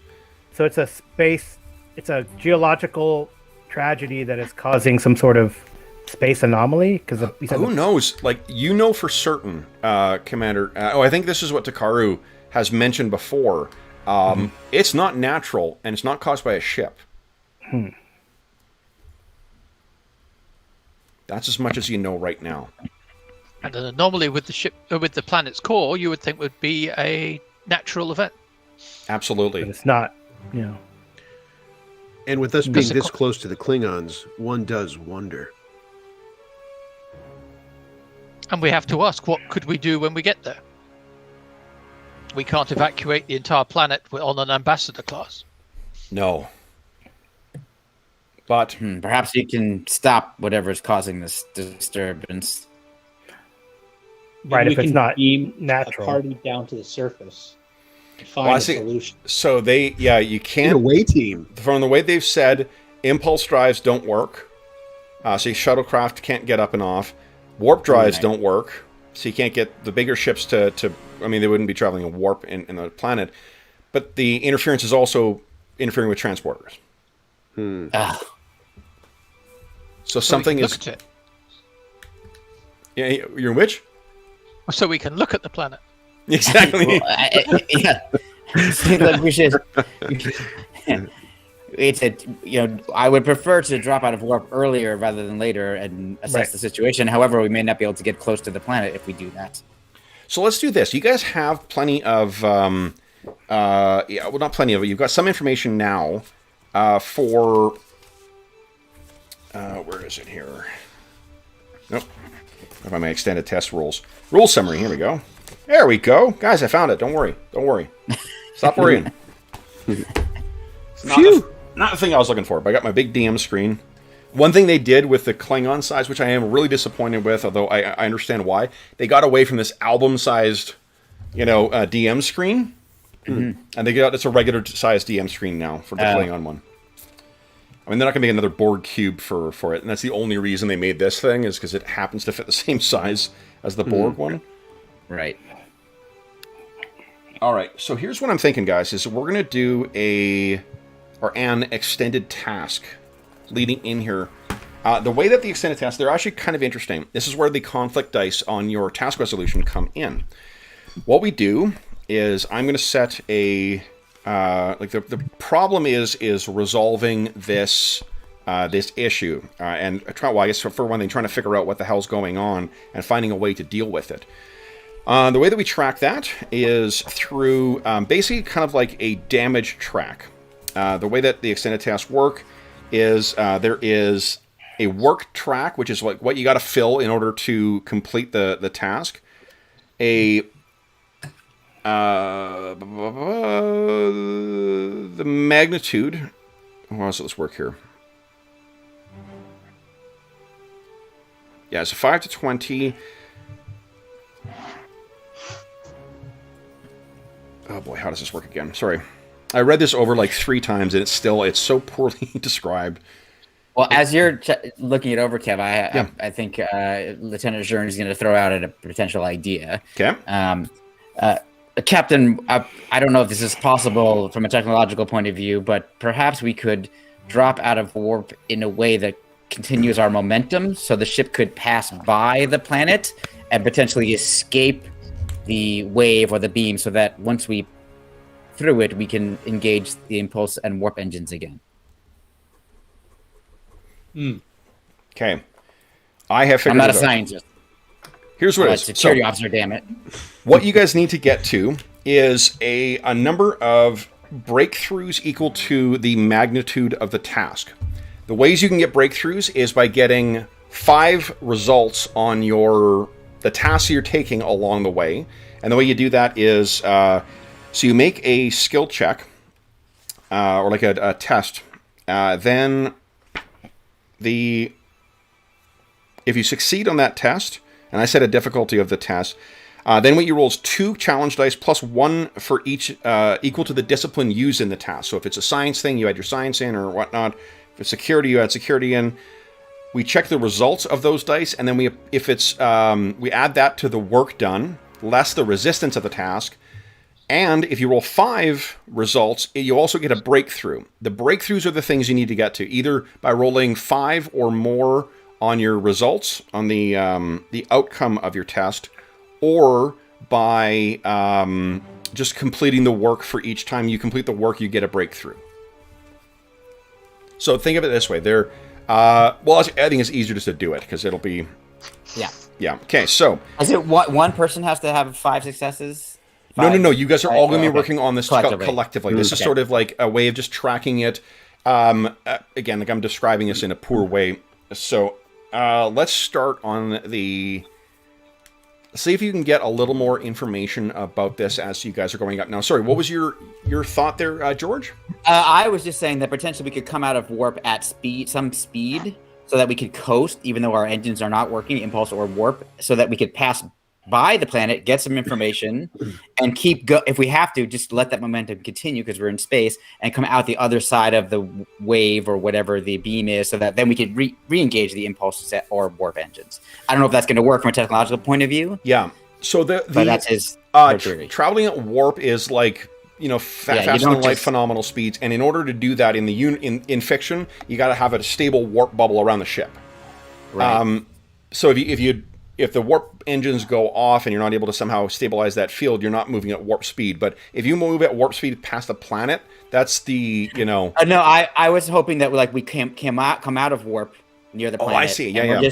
We're just like coasting basically past it, Mm-hmm. as if you like shut your car engine off and you're just like, you know, I'm gonna keep going until it stops. Yep. So Yeah, we yep. don't have the inertial dampers go on all the way to bring us to a full stop. We just they get us down to a reasonable speed, and then you turn them off and let us go. The way the inertial dampeners work is just to avoid everyone inside the ship getting pasted. Yeah, it's basically the way they work is not to slow the ship necessarily. It's to the relative kinetic energy is slowed down, so that when you drop out of space, not everyone just turns into a fine mist on the front of the ship. And that's like with inside the ship. And I don't remember what the Star Trek engineering is for. Or technology is for when you're coming out of warp, if you are at a speed of some kind, because you obviously are going at some speed when you're going into warp, like you see the ship go. Yeah. So I don't know when I can't remember. Or I don't know. You could drop. I think I totally buy that. I think that there's a way of sort of like minimizing use. If the concern is that the thing will be destabilized, but let's do this. Let's start some dice rolling here on this task, so we can start getting some information out of this, because if you get momentum can be spent on this to get extra damage on your task. You want to take our mid-session break yet? Yes, let's do that. Let's take, as you guys are heading in. We'll take a 5-minute break and we'll be back momentarily, folks. And I say as we leave, no one wants to challenge what I've come up with? Well, the alternative is to use, in a pinch, to use photon torpedoes to create a kinetic wave to push us. That's interesting, too. Yeah, that absolutely. Nice. Okay. It's a good idea, so we'll be back momentarily, folks.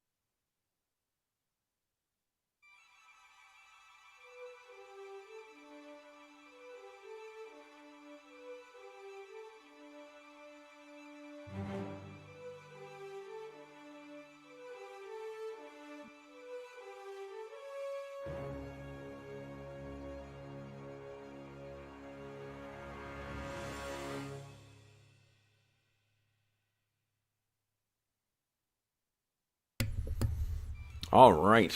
Let's check my chat here. First, a huge thank you to Crumb. Crumb has made another donation to the Heroes Save Villages campaign. Crumb, thank you so much for your generosity. That was very, very kind of you and totally unnecessary, but we greatly appreciate that. So, let's see here. Jeffrey, what's going on? Lot of access. What could go wrong? You're darn right. Mo, what's going on? Crumb, afternoon. Good afternoon to you. Abyss, what's going on? The boys go super nerdy. Yeah, you know it.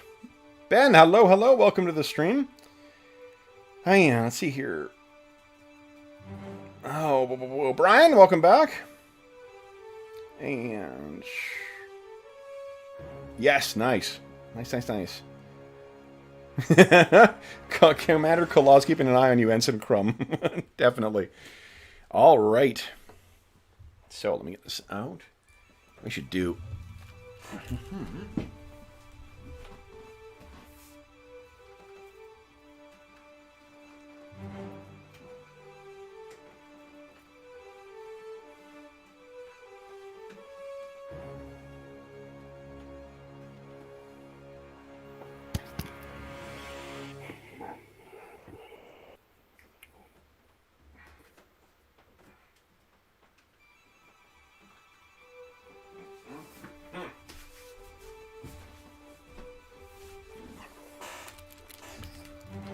All right. I'm a second cop. I got, whoa, jeez. There we go.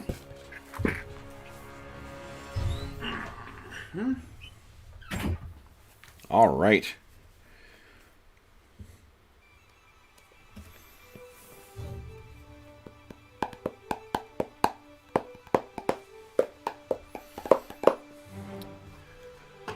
Okay, let's see here. Who are we missing still? Let's see here.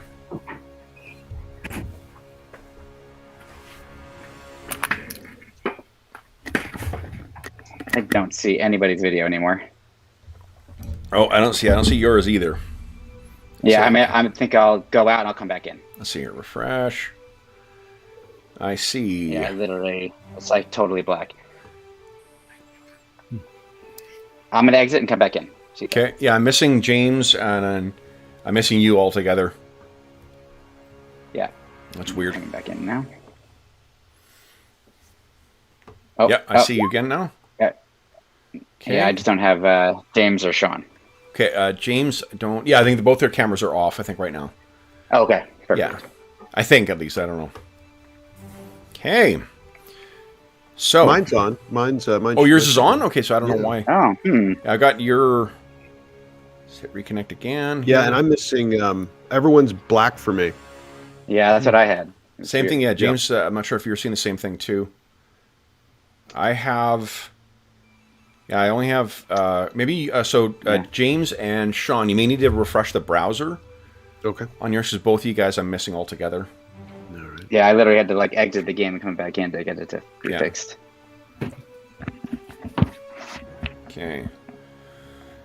Yeah, Sean, you're back? Oh, now I see Sean. Cool. Okay, so we're missing James right now. I'm here. Let's see here. Oh, you're there. Oh. Yeah, you're a black screen as well, so you actually might need to hit refresh on the browser. As opposed to just the reconnect. Oh, yeah, Sean said it worked for him, too. Here we go, and boom. Yep, perfect. Okay, we got everyone back. Crew's all back together. All right, guys, so tell me, what are... We're going to start rolling some dice here for the approach into the Raposa system. What are you guys thinking here? I tell you one thing that's going to happen. You're going to have to deal with the... to get yourself in order to handle the... or to actually like be able to make it to the planet, I think we're going to require a difficulty 4 test from the con, really. So, Lieutenant Takaru... Well, I got a bunch of threat left, tw. Hold on, where's my... Let me check threat spends, guys. Let me take a moment to educate myself. That's okay. What terrible shit I can do. You've let that pile up, have you? Yeah, oh yeah. It's like my doom pile. Let it Yeah, sit right. up and up and up.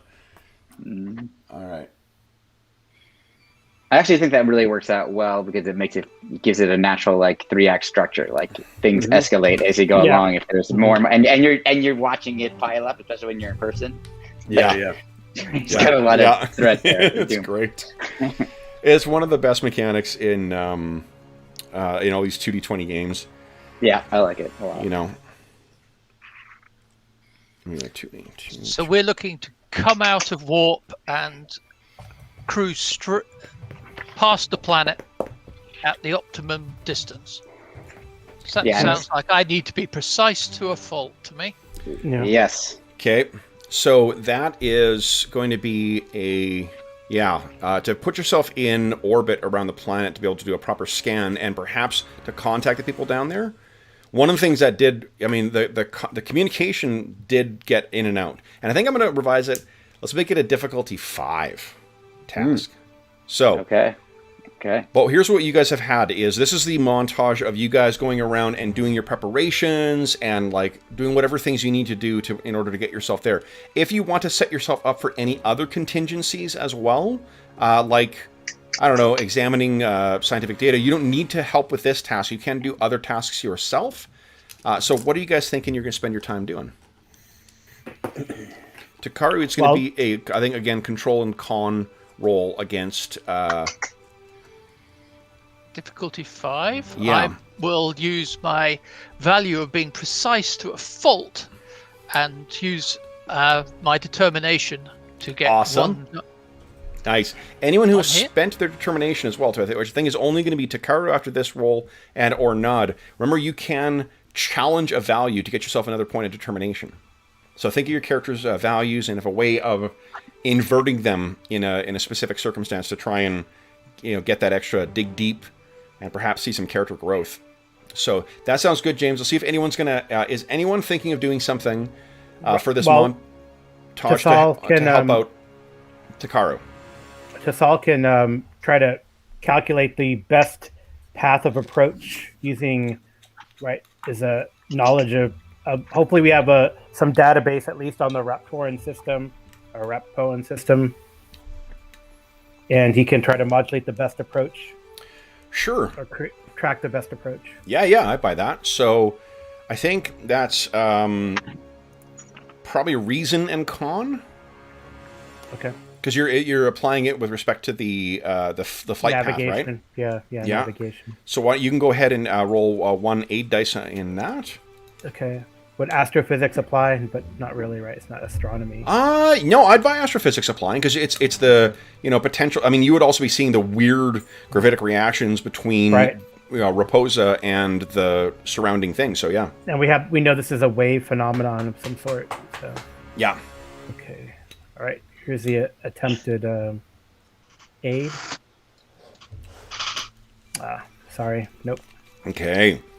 So you I tried. suggest we- Is there anyone else who wants to aid Lieutenant Takaru? I'm going to aid Lieutenant Takaru by challenging Lieutenant Takaru to look at things differently. Because I trust Lieutenant Takaru, but I also have a value of trust and verify.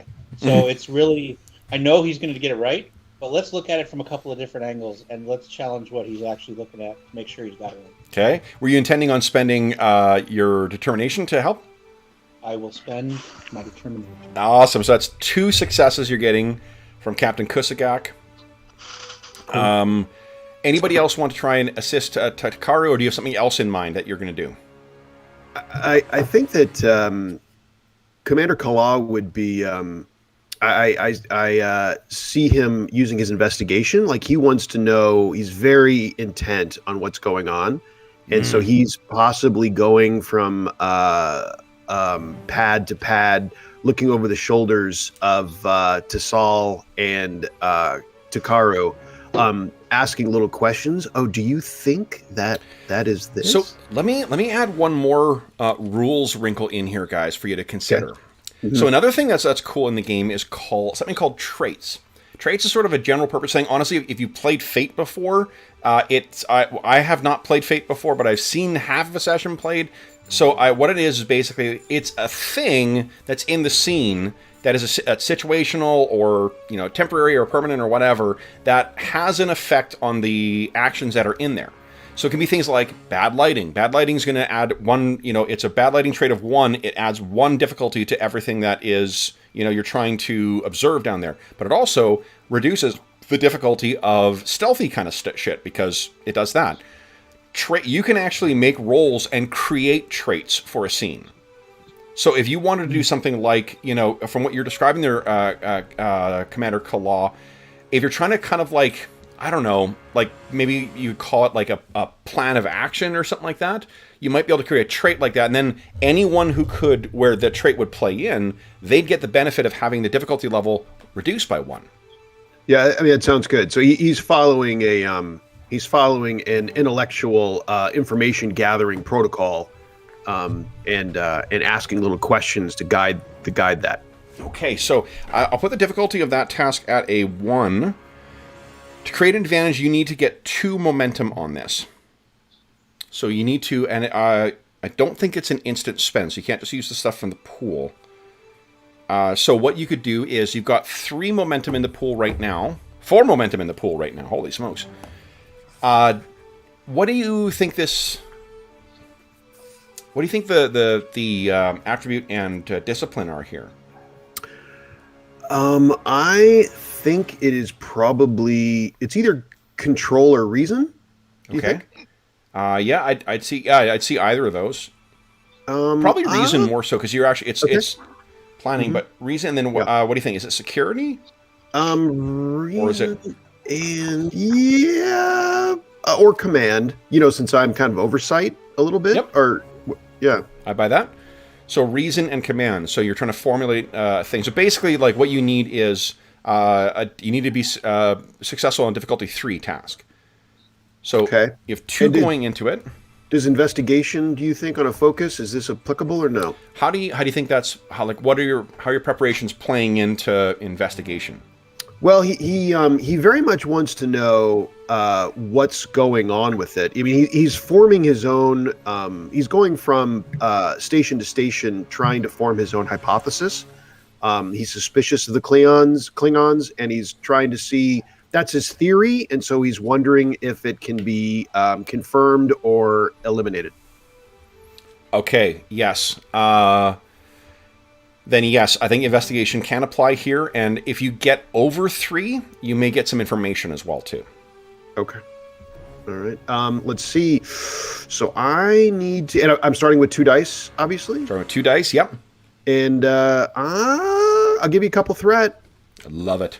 Oh, let's see. And it costs more. This one, it costs more as you go up. Remember, right? you got 4 momentum sitting in the pool right now. Yeah. Oh, I'll spend that. Yeah, we have momentum. So you get to roll 5 you can spend dice. 3 for 2 dice, or buy some more with threat. I'll spend 3 for 2 dice. Okay.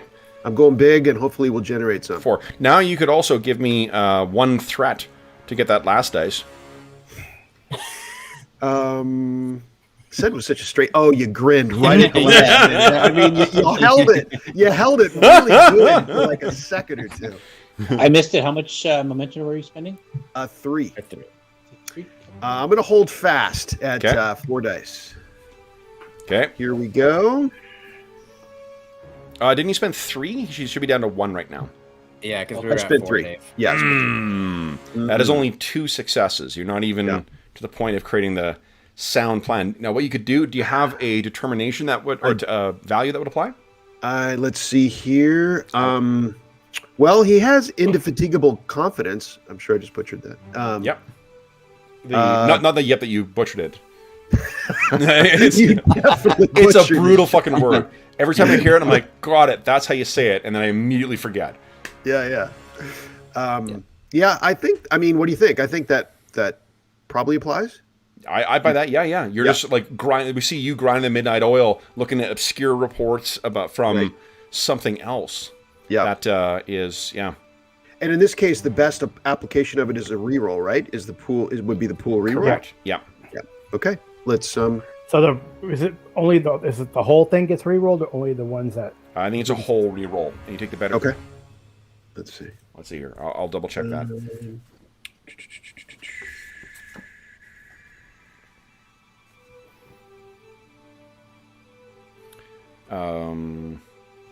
Yeah. Go ahead and make your roll. All right. All of them, right? All of them, yes, please. Okay. Okay. Oh, well. All right.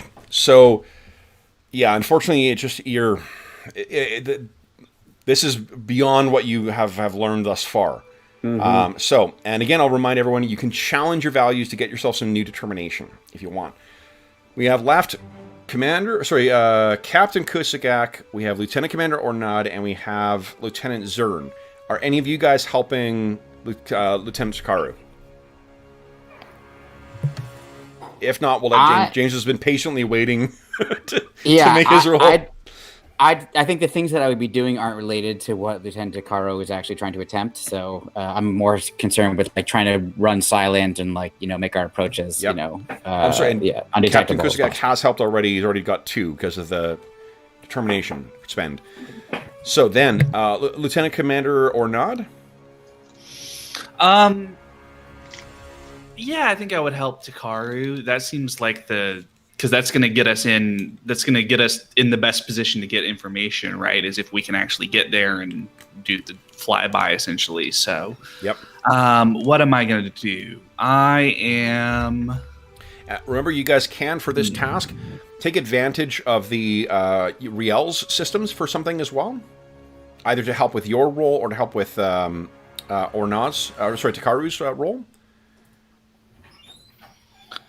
So, I think, I don't know, Takaru, what do you think? Do you want to use it seems like you should use the Riel directly, right? Maybe use the computers to plot the flight path or something, to try to avoid the gravity well of the planet best. Or can you use the engines to get us to come out of warp in a stable condition? A nice drop onto impulse power. Yep. That's a good point. And do that with the ship. Well, and you have improved impulse drive, so I'd give you a focus for that. Cool. Okay. So yeah, let's do the Riel. We'll do engines and con, right? With a focus. With a focus. So currently it's a difficulty 3 for Lieutenant Takaru. Down by 1 more. We go. 2 more. Nice. And then I will. So one of the things I think there's something that I did in the past with one of the like with the warp core that has made it a little bit kind of like no, maybe not the warp core, but something that I did with the engines in one of the repairs that I know that we can like a faster ignition almost on a car that we can get it going almost in like the split second as the warp bubble fades, get the impulse engines going to give us a little bit of an extra boost as we go by before whatever signal is jamming or whatever's happening to them is gonna love it. Yep. Damage that. So yeah.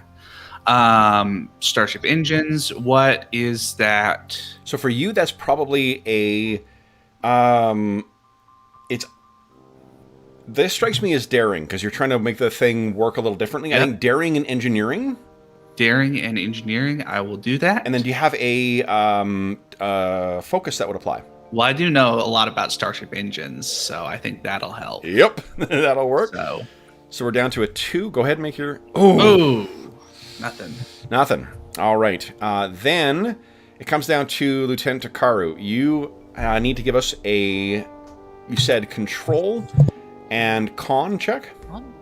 Yep, I'm using my determination to get 1 auto. We've got 2 already, so that's 3 we've got already. Yep. What's the complication now? Oh, your determination spend. You actually got 5 now because Captain Kusagak spent determination on yours. You guys were quite insistent on getting in here. What this means is you just need to roll 1 success. Come on, James. I'll just cruise that one then. So hold on. How much do you have for? You got 1 momentum left. We got which 1 means- momentum. Might as well use it. And there's Yeah. plenty of threat you can give me too. I mean, I got Yeah, lots of 1 room on my momentum. desk for threat. Here we go. Completely ignoring me. Lieutenant Yeah. Karu calmly reaches out, taps away. Barely a glimmer on his face. Nice. That's nothing but momentum for you guys as you drop out of orbit around this ochre kind of colored thing. A couple things that are noticed. For one, the you can feel the whole thing shakes as it's going out. Even the inertial dampeners are not doing enough to try and get rid of all the rumbling. This is like a low-grade earthquake that you guys are moving across. You can also see that there is an enormous, like, you know, the view of a hurricane from space, where you're seeing like clouds actually slowly rotate or seem to move slowly. That means that there's massive gale force winds that are tearing across Raposa. But somehow that's not the thing that captures your attention. Because Is it 3 momentum we got? on the so you can suddenly hear Lieutenant Zern hammers the well, I guess no, you wouldn't be you, it'd be the captain who calls this. Captain, there's a ship off the bow. Uh-oh. This, guys, is a Vorcha class vessel. A Vorcha is near flagship level at this time. And the, let's see here, in terms of size comparison, to give you an idea, the Vorcha is slightly larger than what the Ambassador is, but it is a cutting-edge, relatively brand new ship that vastly outguns the Ambassador. So, and you can hear, first off, we'll say, it's Lieutenant Takaru. So you've just dropped out. Someone is trying to hail the Riel. So protocol would be you to tell Captain Kusugak that this is happening. Yes. Captain Kusugak, the Klingon vessel is contacting us. Shall I respond? Are we able to right now? If you turn it back on, yes. You have made it so that you're not able to receive them, but I think if you tell Ornod to get the... Oh, yeah, right, they're down right now. So, bit of a timed task right now. Right now, you have no way of responding. You need to get those things back up. If you do not respond, a Federation ship has showed up in the middle of... around a world that appears to be dying, in the middle of nowhere, and refuses to speak to this Vorcha-class vessel. I thought we were projecting like a message, though. We were sending out a message. You were sending out a message, but they seem to be... They want to have a chat, it seems. Okay. We need to get communications back online right now. I'll put the Vorcha Or not? down here. What can you do? Cool. I got my hand over the shields. To Yeah. turn them on at a moment's notice. You know right now, like if they get a round of fire off on you, that's gonna be it for this old girl. Yeah. So, Captain, I mean, I am a diplomat. I do have some level of diplomacy, so I understand that putting shields up is going to be seen as an act of aggression. So I'm not going to do it, but I'm just going to warn the captain that that's the case. This ship can destroy us with one hit. Okay, so Ornod, as is typically the case, you immediately worked one miracle getting yourselves in here, and immediately they're asking for something different. And was that 3 momentum we got from the wind? Yes. Oh, and guys, everyone move your, what is it here? Complication range up by 1. Things just got more dangerous. Uh-huh. Okay. So, What do you do? Well, we got to get communications back up online. So, guess it's time to reroute some power and see if we can't. This is a difficulty 2 thing, and I'm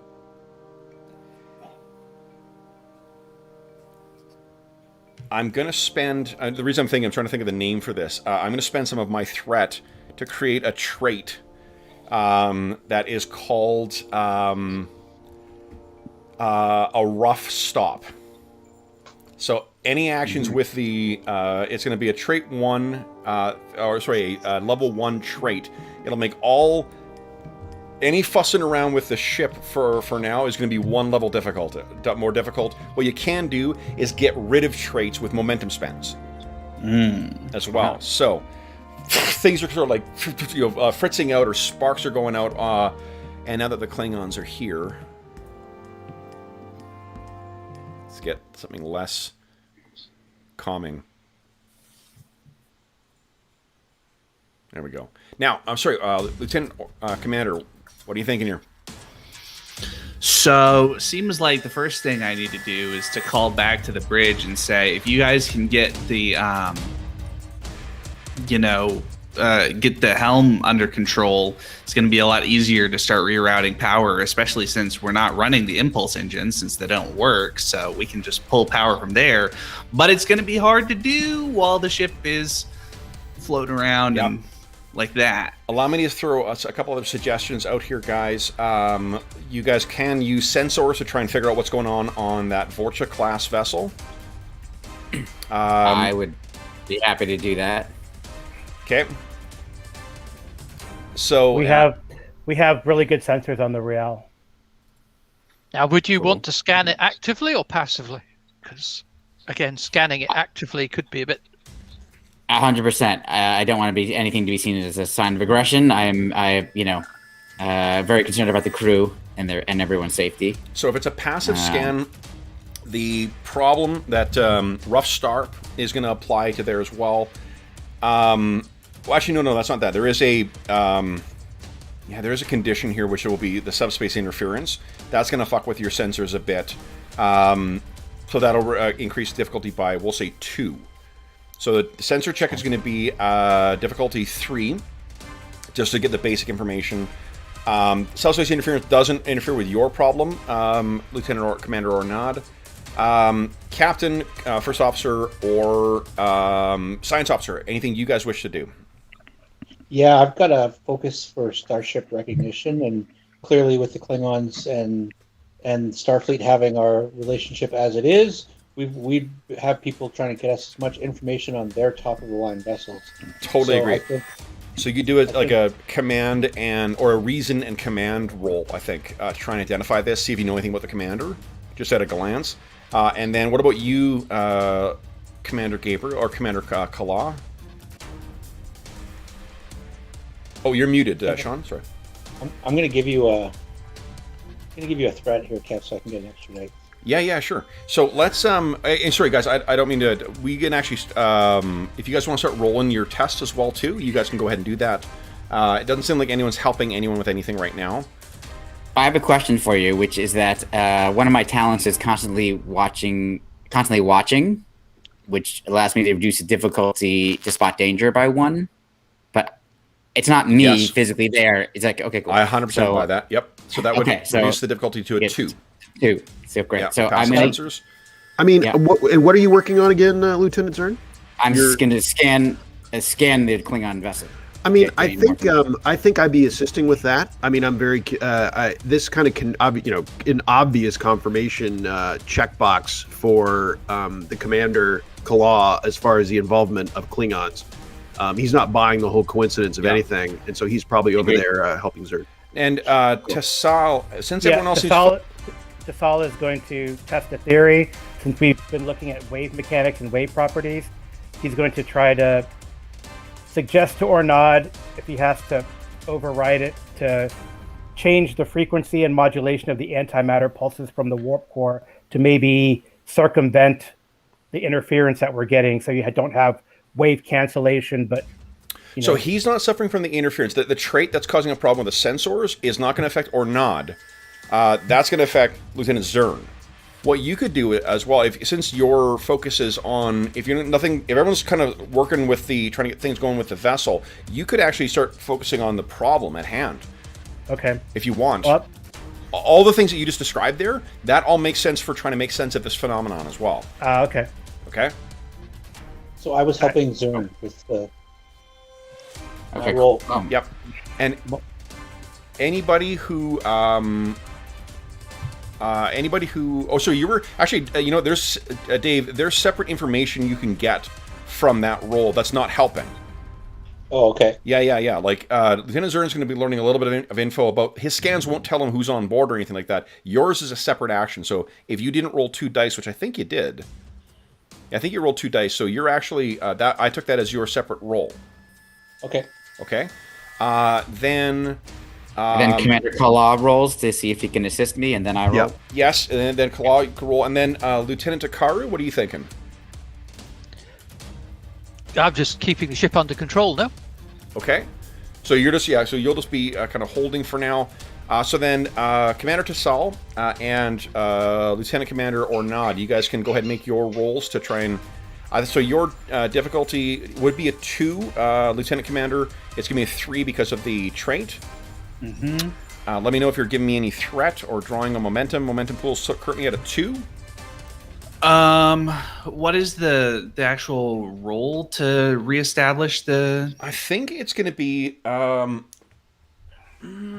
guessing reason and engineering, maybe. Okay, What do you think? that seems reasonable. Yeah, reason and engineering seems good. I don't have communication stuff, but I do have power systems, if that counts as a focus, to turn something on. But I don't know if that's... Yeah, I'm not sure that one... It might be, probably not. Okay, but I will use some momentum. Okay. I've got 3 momentum, so I'll just use all of it and go up to 4 dice. Okay, go ahead. And I'm trying to see if I have anything else that I might... I'm trying to think, does anybody have a suggestion for a way I could use the ship's computers to help me with this? I don't know if... Is it a sensor task? It has high resolution sensors, but I don't think that applies quite. I mean, it's a comm system you're trying to work with here, so you could use communication and engineering. Yeah, they got a con. Okay. Communication and engineering. It's not a great combo, but it's something. Yeah, let's try that. Okay, so somebody roll for that to assist with the ship. And I think any of you guys can draw on the systems. Like the ship doesn't have to go like one at a time. Doesn't have to do one at a time. It can be all the time. Okay, cool. So, whoever wants to roll for that, and I will roll for the reason engineer. Okay, so 0 coming from the ship, unfortunately. There you go. Oh, and a complication. But I have a talent that because I was born near a warp core, I can roll a d6 and ignore a complication on a 5 or a 6. Nice. So you can roll 1 challenge dice. If it comes up with a symbol, then you ignore it. Yep. 1 challenge die. Oh no, it didn't work. It did. It just said, I think it's 0. Because you rolled 1 dice. If nothing displays there, it's because it came up with a blank face. No, it gave me an error message in chat, which is why I think it didn't work correctly. And now, because I had to select the token apparently for some reason. Oh, got it. Okay, all right. So that is not a 5 or a 6. Not a 5 or a 6. Okay, so unfortunately, the complication, you get your success here. It was 3, wasn't it? Mm-hmm. Shit, and the system didn't work. Did anyone else help or nod? Okay, so this is... All right, then. I thought Tassal was helping or nod with him. You thought... Oh, but Tassal got That it didn't apply to something else. Yeah, because of the nature of what he's trying to do, the warp core doesn't come in. It's the sensors he's trying to get back online. But what I said that what Tassal could do instead is try and tackle this problem that you've got and figure out what the fuck is going on with this planet, because it's, Now, Captain Kusagak, As Lieutenant Zern and Commander Kala are trying to work together to get this scan going, you're looking at the ship, and your first reaction is you recognize this. This is the what is it? The ISS, IKS? I can't remember what it's called. The Canra, and the Canra has an old veteran warrior behind it, and that is Captain Zukar, played by the late great James Avery. Nice. If he's there, this is a guy who, one of the things about Klingons, they live long like what Vulcans do. Like, we know that in the DS9 era, there are Klingons who fought Kirk that were still alive. They were very old, but they were still alive. So this is a guy who, tail end of movie era, and all the way through the wars with the rating things, the rating houses. Zukar is someone who kind of came in from the cold. He is a veteran warrior. So I have a rules question as soon as we're done with this. Yep. So what do you say, Kusagak? Yeah. How do you think you know about Zukar? I think it's probably first-hand knowledge. It's we didn't like, it wasn't a ship-to-ship thing, but there was a multi-ship altercation. There were some shots fired, some hostilities. Yeah. We all retreated back to our respective zones afterwards, and so he used to be a raider. There's a much smaller class. There's a class of vessel called a bird of prey, and bird of preys come in multiple different sizes. There is a Burrell class, and then I can't remember it's not Cavort, but it's whatever the other one is. The Burrell is a small raider kind of class. It's like what you see in Star Trek 3 and Star Trek 4, and Star Trek 6 for that matter, or 5 for that matter as well. That's what he did. He was part of like a pirate fleet. If he's in charge or he's the captain behind this Vorcha now, like, he's definitely got the attention of the Imperial command. And he's probably not scared to fight. No. Also, given this is a backwater, why the fuck is a cutting-edged command warship floating around this thing doing emergency response stuff? Because Lieutenant Zern was right. There's a reason why. I hate to be right. We were literally hit by a beam with a signal to ask us to come here, and there's a freaking Klingon high-end warship sitting here. Okay. On its own as well. All right. That Now, we know of. Arlen, before I forget, your rules question? Yeah, my question is, so I can challenge a value to get a determination. Can I spend it immediately to reroll? Absolutely. Or do I have to wait? Yeah. All right, so what I'm going to do is I'm going to challenge knows the ship like the back of his hand. Is clearly in the chaos, I don't actually know quite everything quite as well as I thought. Yeah. That you know, there's things breaking, or there's, you know, sparks flying off of things in the scene and all that sort of stuff, and I'm realizing that the ship is in worse condition, but I'm still an engineer at heart, and I know that this is important so that the command crew can actually do their job. So I'm going to cross off knows the ship like the back of his hand, and then re-roll to try to get success. That means I don't get my complication. Nice. Oh, There you go. Excellent. Amazing. You get one momentum on top of that as well, too. Awesome. And I'll tell you a little bit of information. So you know what this is like? And you can't possibly... You can take it as momentum, or you can take it as information. What do you want? I'll put it there until we ask for the information. I think we should take it as information. 'Cause Information. We're running pretty dark in terms of information. Here's something that may... And this may actually help here.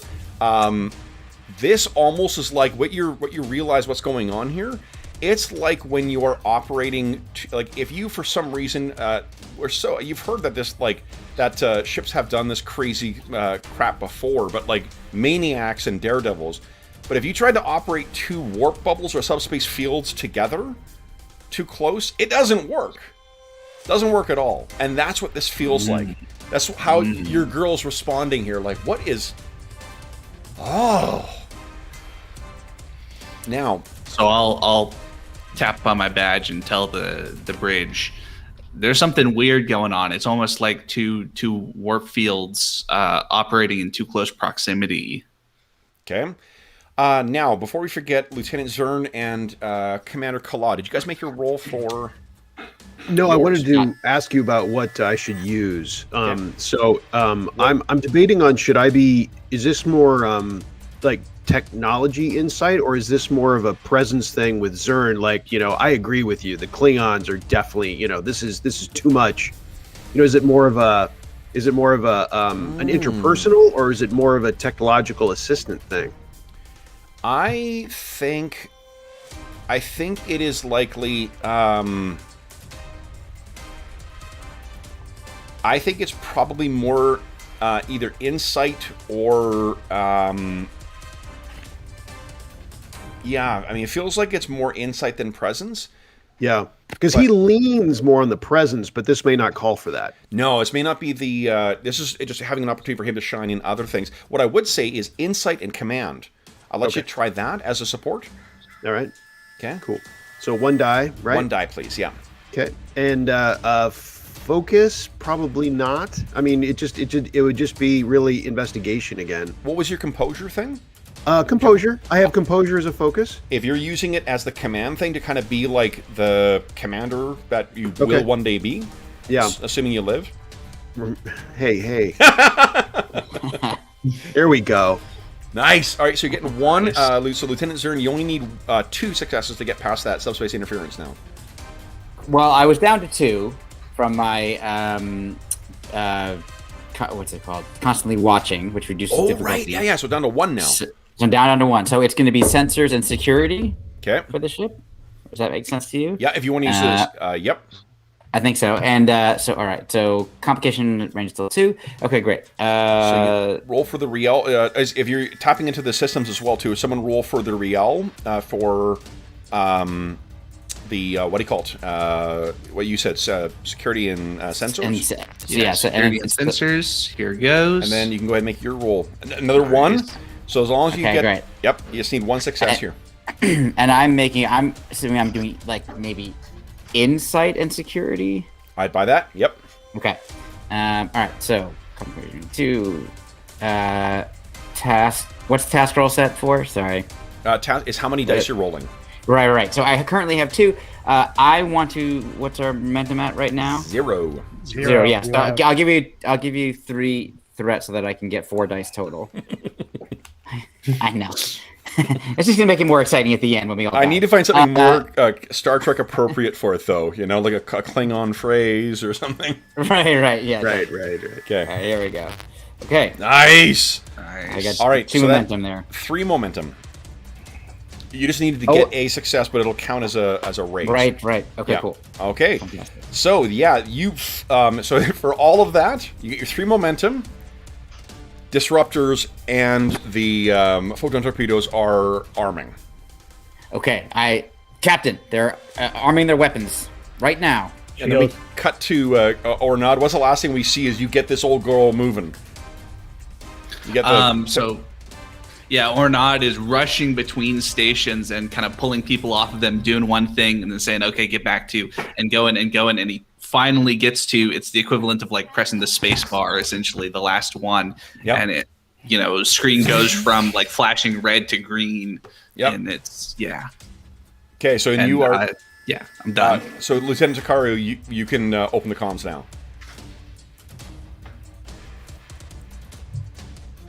Do you do so? Takaru. Yeah. He was contemplating. Yes. That was a pretty badass maneuver I pulled. Oh, shit.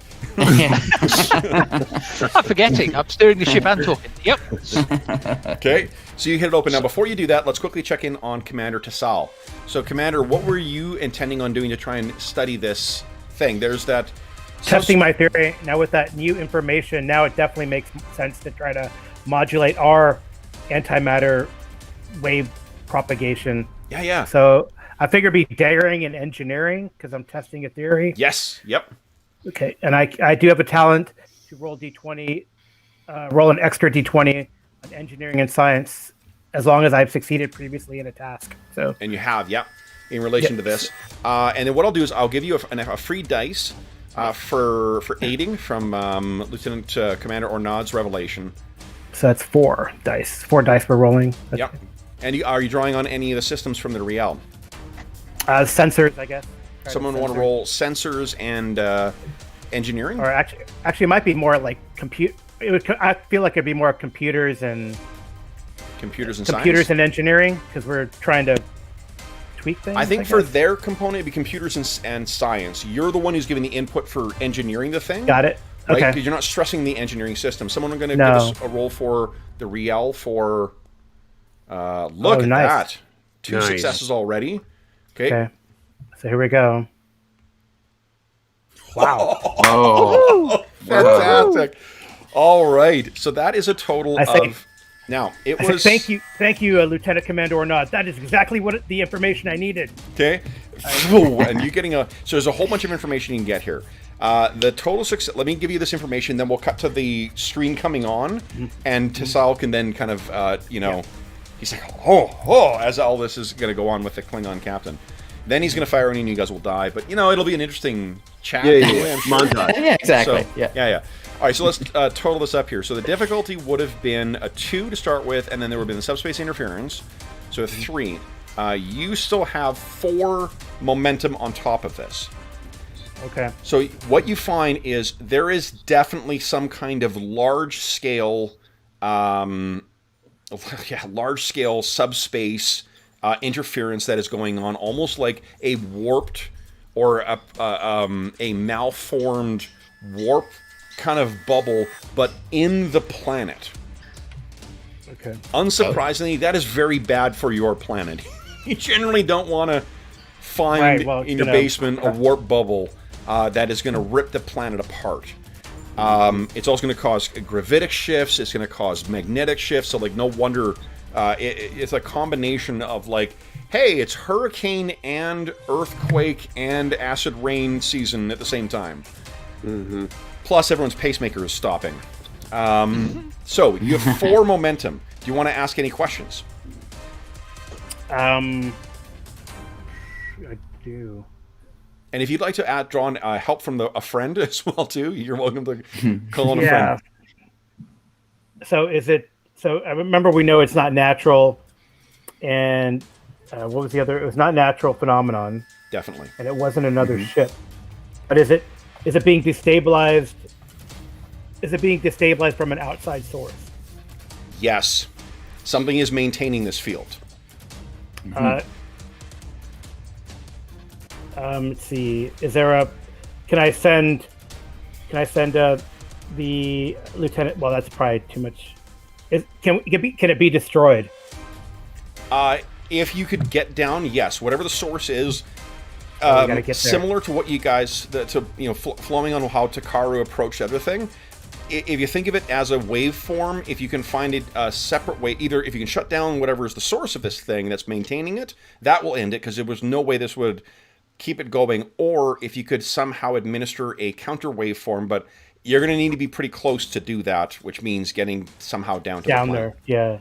2 more questions, or you want to dump into momentum? I don't know. I said that. So it's an outside source. Is the source the Klingon vessel? The source is not the Klingon vessel. The source is on the surface. Mm-hmm. Okay. That's interesting. Okay. One more question. I don't know. Is there anything that you guys? Well, I have my question is about, of course, security. If we were to beam down to the planet, is it true that we would actually it would be disrupted? That's not going to cost you anything. You guys already figured that out. You for sure. You would. I just didn't know if that was a ruse, or we were made to think that. No, you are definitely. Everything they've said. If you get the one thing is it is not a stable. It is not a stable warp bubble, so it's fluctuating and whatnot. Yes, if you come in contact with it, it's going to completely destabilize impulse engine. However, if you could somehow set up a sensor to keep an eye on the fluctuations, and then had a good enough pilot to weave their way through that, you might be able to get down to or near the surface. Transporters for sure would not work. Well, yeah, we step. Okay, I think we saved the momentum. I think Okay. we got. I see. I tell him we got to get down Commander there. Kala stroking his. Commander, do you have any suggestions for questions? I'm trying to think of what would be useful though.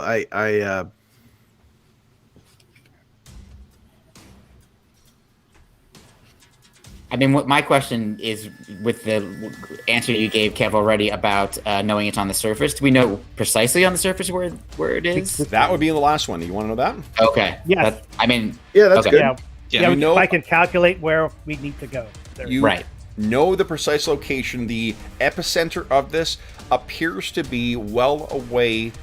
It is in the northern hemisphere. It is in a mountain range, and it seems to be well away from any populated centers. If you made more scans, you may be able to get more information about that specific location as well, too. Well, we could do that on the way down there. So then what we see is the screen opens up and Captain Zukar is there. I am Captain Zukar of the Klingon Empire. Federation vessel, lower your shields. Do not attempt to raise your shields. And prepare to be boarded as the invaders that you are. I'd like to the captain. Yeah. Captain Zukar. We meet again. Who is that? Oh. Captain. Let me make a roll for him. Kusagat. I'm going to see if he actually recognizes you. Hmm. I rolled 2. So he looks. Kusagak. What are you doing here? We intercepted a tight beam message from this planet asking for aid. We've been projecting on open comms that we were coming to help and didn't anticipate that you already would be here. Are you here to aid the planet as well?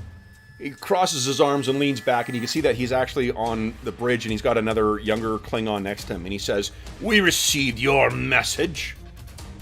My first officer advised it was a Federation trick." The only trick that we have right now is finding a way to stop the warp bubble that's being generated on the planet's surface that's tearing this planet apart and risking the lives of everyone below and everyone that's in orbit. You can hear the Klingon next to him says something low in Klingon. And he says, "I'm not sure my first officer believes you, Kusagak. But then, he doesn't know you like I do." Just gonna ask that. He Nice. leans in close to kind of the thing. "I was very fond of that ship, woman." It's another time, Captain. Another time indeed. Will you aid? Or will you give us at least free rein to try and stop this calamity? You hear the first officer say something again, and he says, "Your assistance is your offer is generous, but not required. The Klingon Empire has this matter well in hand." And you see sort of like lights flash behind on his bridge.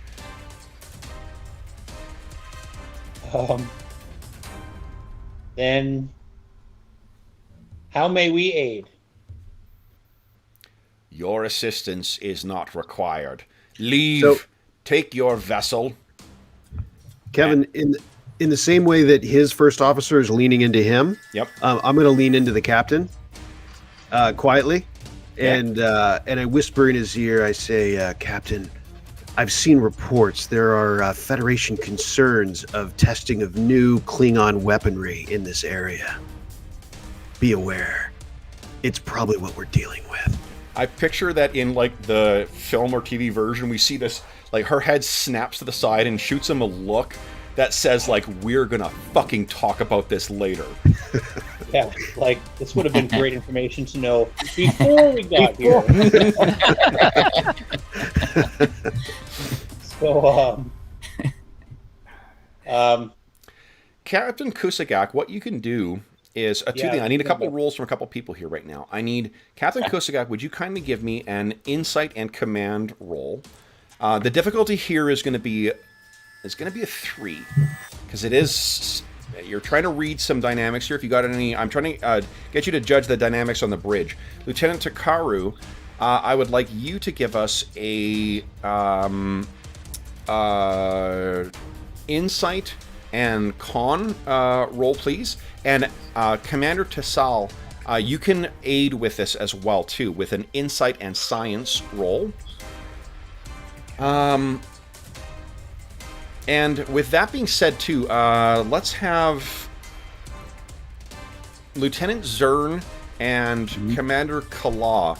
You guys are, I'm picturing you're at the tactical station right now. Why don't you guys give us a roll to with, I think, maybe insight and security?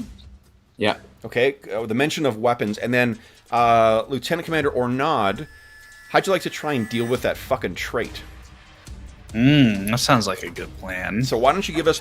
Yours is going to be a 0. You just need 2 successes to generate the necessary momentum to get rid of it. So before anyone rolls, anyone want to draw on that 4 momentum to get the ball rolling here? I could probably use it because my insight is less than Great. stellar.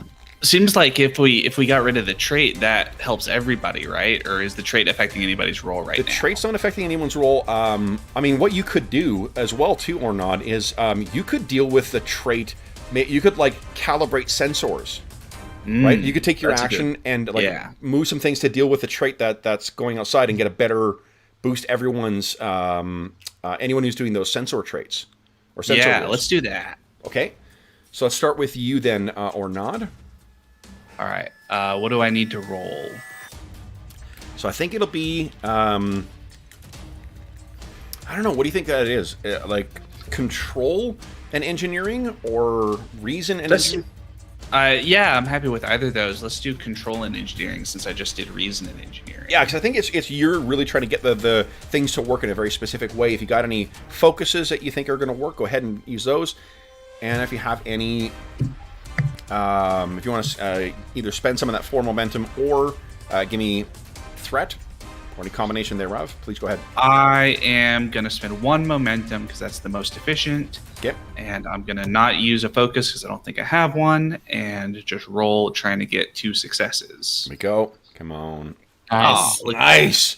So you get, you were working with your team down there. Oh, this is another, so we don't need to do this, but as an example, what you could do is draw on one of those 5 crew members. You could introduce somebody to assist you.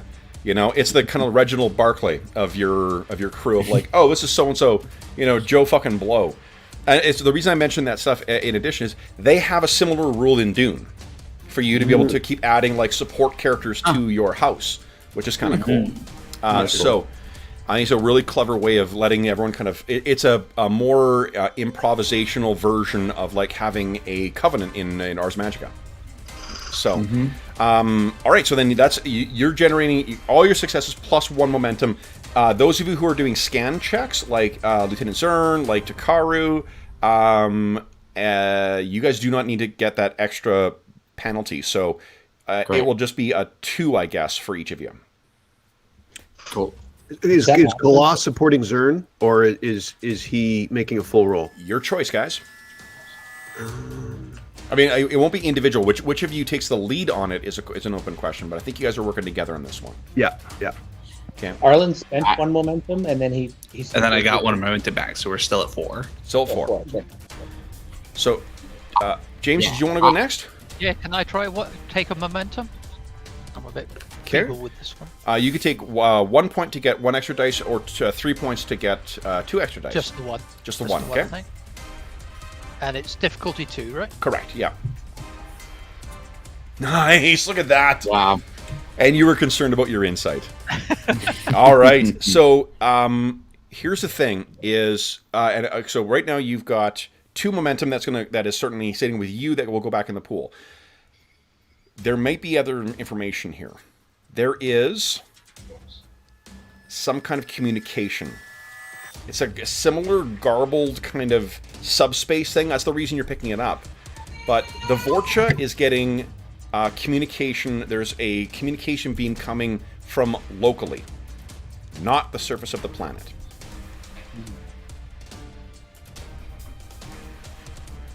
You can ask questions with either of those 2 momentum or dump them back in the pool. So sorry, the Vorture's talking to somebody else on the planet, but not the ship. No. The ship is communicating. There's a communication coming in. The reason you're picking it up is because of that weird, like, subspace carrier that seems to infect the communication beam. It's coming from somewhere else in orbit. Ooh. Another ship. You have 2 momentum. You can ask questions, or you can dump it into the momentum pool.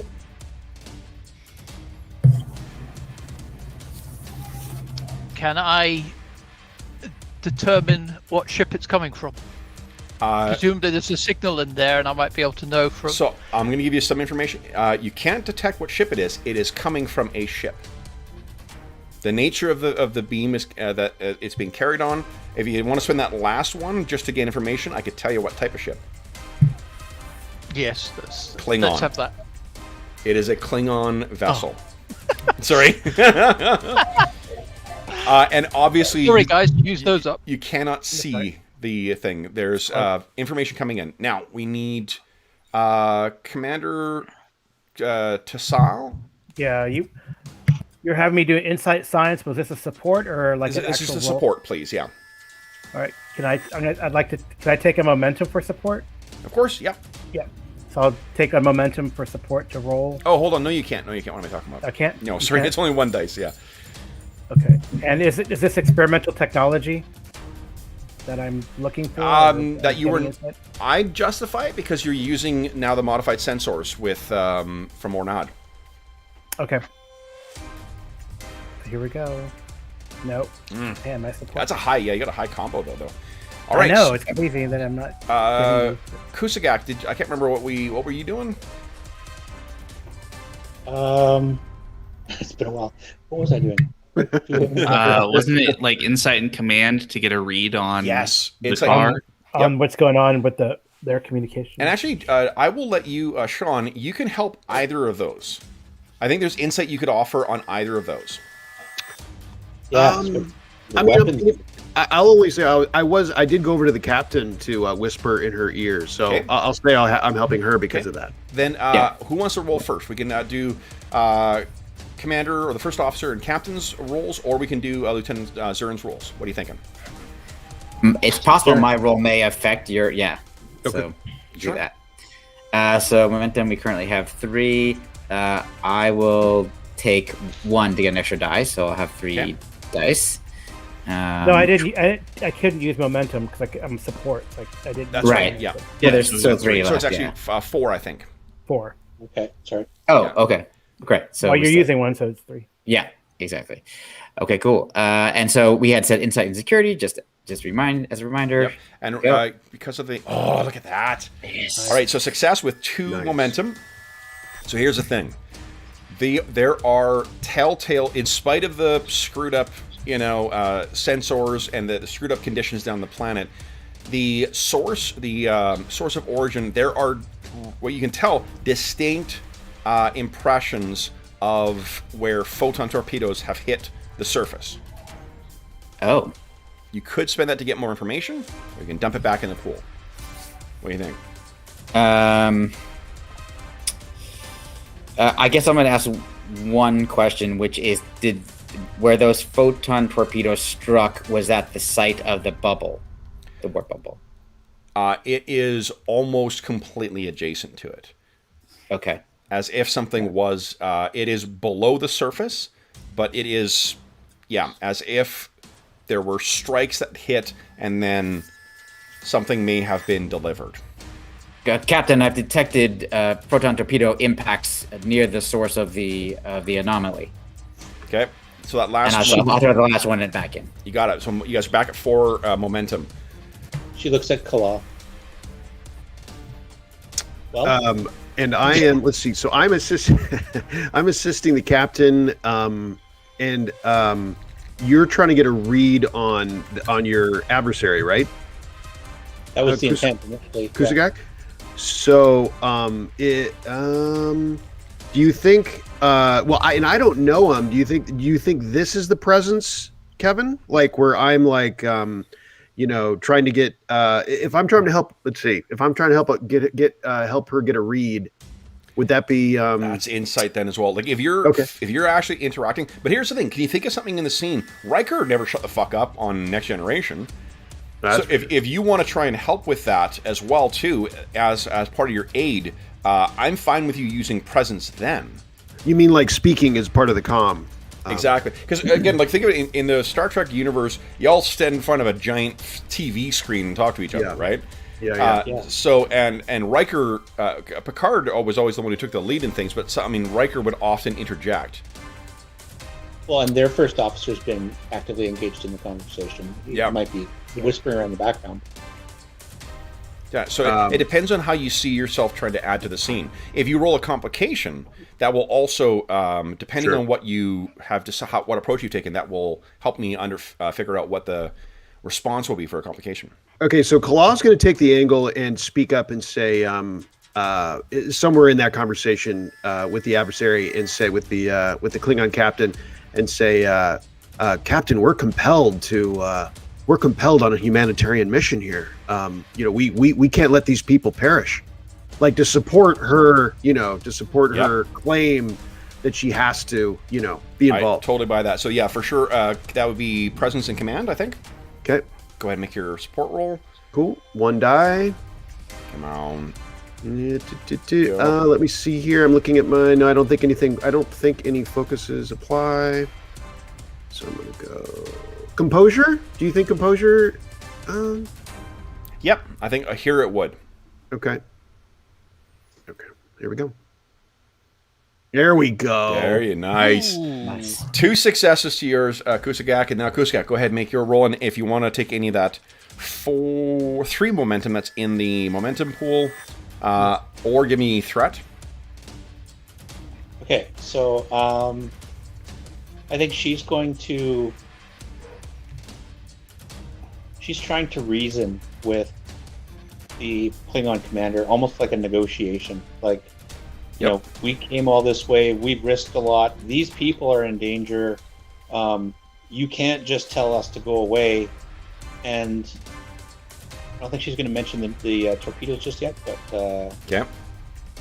So what would that be, like reason and command? And she's got a negotiation focus. Mm-hmm. I buy that. I'm going to use it. And we've got 3 momentum. Yes. Mm-hmm. Yep. So you could buy 2 extra dice with that. What am I rolling right now? 2 dice, always just 2 to start. Yeah, so it's 2 to start, except you're aiding, right? Oh, yeah. Aiding's separate, and that never counts towards your total of 5. Okay, so you have 2 successes right now, though. You should probably buy at least 1 because it's 1 for 1 on the first one. Yes. Yeah, that's what I'll do. So I'll go to 3 dice. Plus, remember, like the more dice you roll, the more momentum you get, the more questions you can ask me beyond the base information. Yeah, go big. Don't be. I'd go big, Captain. Okay, I'll use all 3 momentum. Nice. That puts me at 4 dice. There you go. Yeah. And the first threat is an extra dice. It gets me to 5. That's right. That's 5 dice. Let's see it. Holy shit! And a complication. Oh, the whole package. Love it. Yeah. The whole package. Love it. Okay, so that is, let's see here, a total of complication 6. is I know they've been shooting photon torpedoes down at the surface. Yeah. All right. So that is actually 6 momentum on top of the difficulty of the task and a complication. So here's the thing, Kusagak, you've met this guy before. There's a lot of swagger going on right now from the way he's presenting, the way he's kind of, chirping back and forth through you and seemingly dismissing his first officer. You get the sense he may be in command. He is not in charge. Right. He's standing 6 there. momentum. You have 6 questions you could ask, or you can dump it all back in. What do you think? I think she's going to get all bold here. I'm just going to start asking. So is it these questions to you, or you can ask me? For other information, other things you could pick up from what you've observed. It's also if you want to ask him things too. That may be a way of interacting with the scene and getting further information. Yeah, I was as going well. to say, like, so, what was his name again? Now, another thing I'll mention as well. Remember, you can spend 2 momentum to create a trait. So if you want to have like like put a trait in of like the bond of old adversaries, for instance, that would give you a free decrease in difficulties of dealing with Captain Zukar in future. Okay. What do you want to do? Okay, so she's gonna ask him, what other Klingon vessel is sending you signals to sending communications to your ship? So the information you're going to get from this, his head snaps to the side, and he looks at this commanding officer, or his who he referred to as his first officer, and it isn't. The look on his face isn't like anger, so much as Embarrassment, maybe. Looking for instruction. Oh. And then he, remembering himself, he looks back at you and he says, "I don't know what you talk about. Your sensors must be faulty, Kusagak." 5 more questions, or you can dump it into momentum. Our sensors are working just fine. They've even picked up readings of torpedoes that have been launched from a Klingon vessel to the surface, right near where the anomaly is being created. So, you know what you are you could do? testing weapons? You guys have already got your sensors active. Do you wish to check and see if the if his vessel, if the Kanra, if it's fired as photon torpedoes?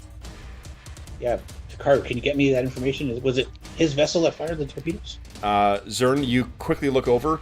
His vessel didn't fire any photon torpedoes. There would be a distinctive residue around it that would have held. Knowing how fast this tragedy has been happening, so 4 more. Oh, yes, I keep track of momentum. Yeah, and one of the things that's even though there is a formal structure in the fiction, like you guys can feel free to collaborate as players, right, to come up with ideas. Yeah. So don't feel that just because. So one idea that I had was that we could ask about the possibility of delivering some other payload in addition to the regular payload that torpedoes might deliver. That the anomaly, because we don't know if the anomaly was caused by something that was originally on the surface versus if, for instance, the other Klingon ship shot something onto the planet, and that asking about that, if we know anything about that, might be useful. Okay, so the question is are they trying to stop it, or are the torpedoes causing it? Okay, so this would be actually, that's a good question, that Takaru. So Takaru, what you know is that, like, with how hard you're working to keep the Riel in orbit and not succumbing to this stuff, there's, unless they've got some other reason for being up so close, like it's gonna be a really tricky maneuver keeping a beast like that in orbit around here. I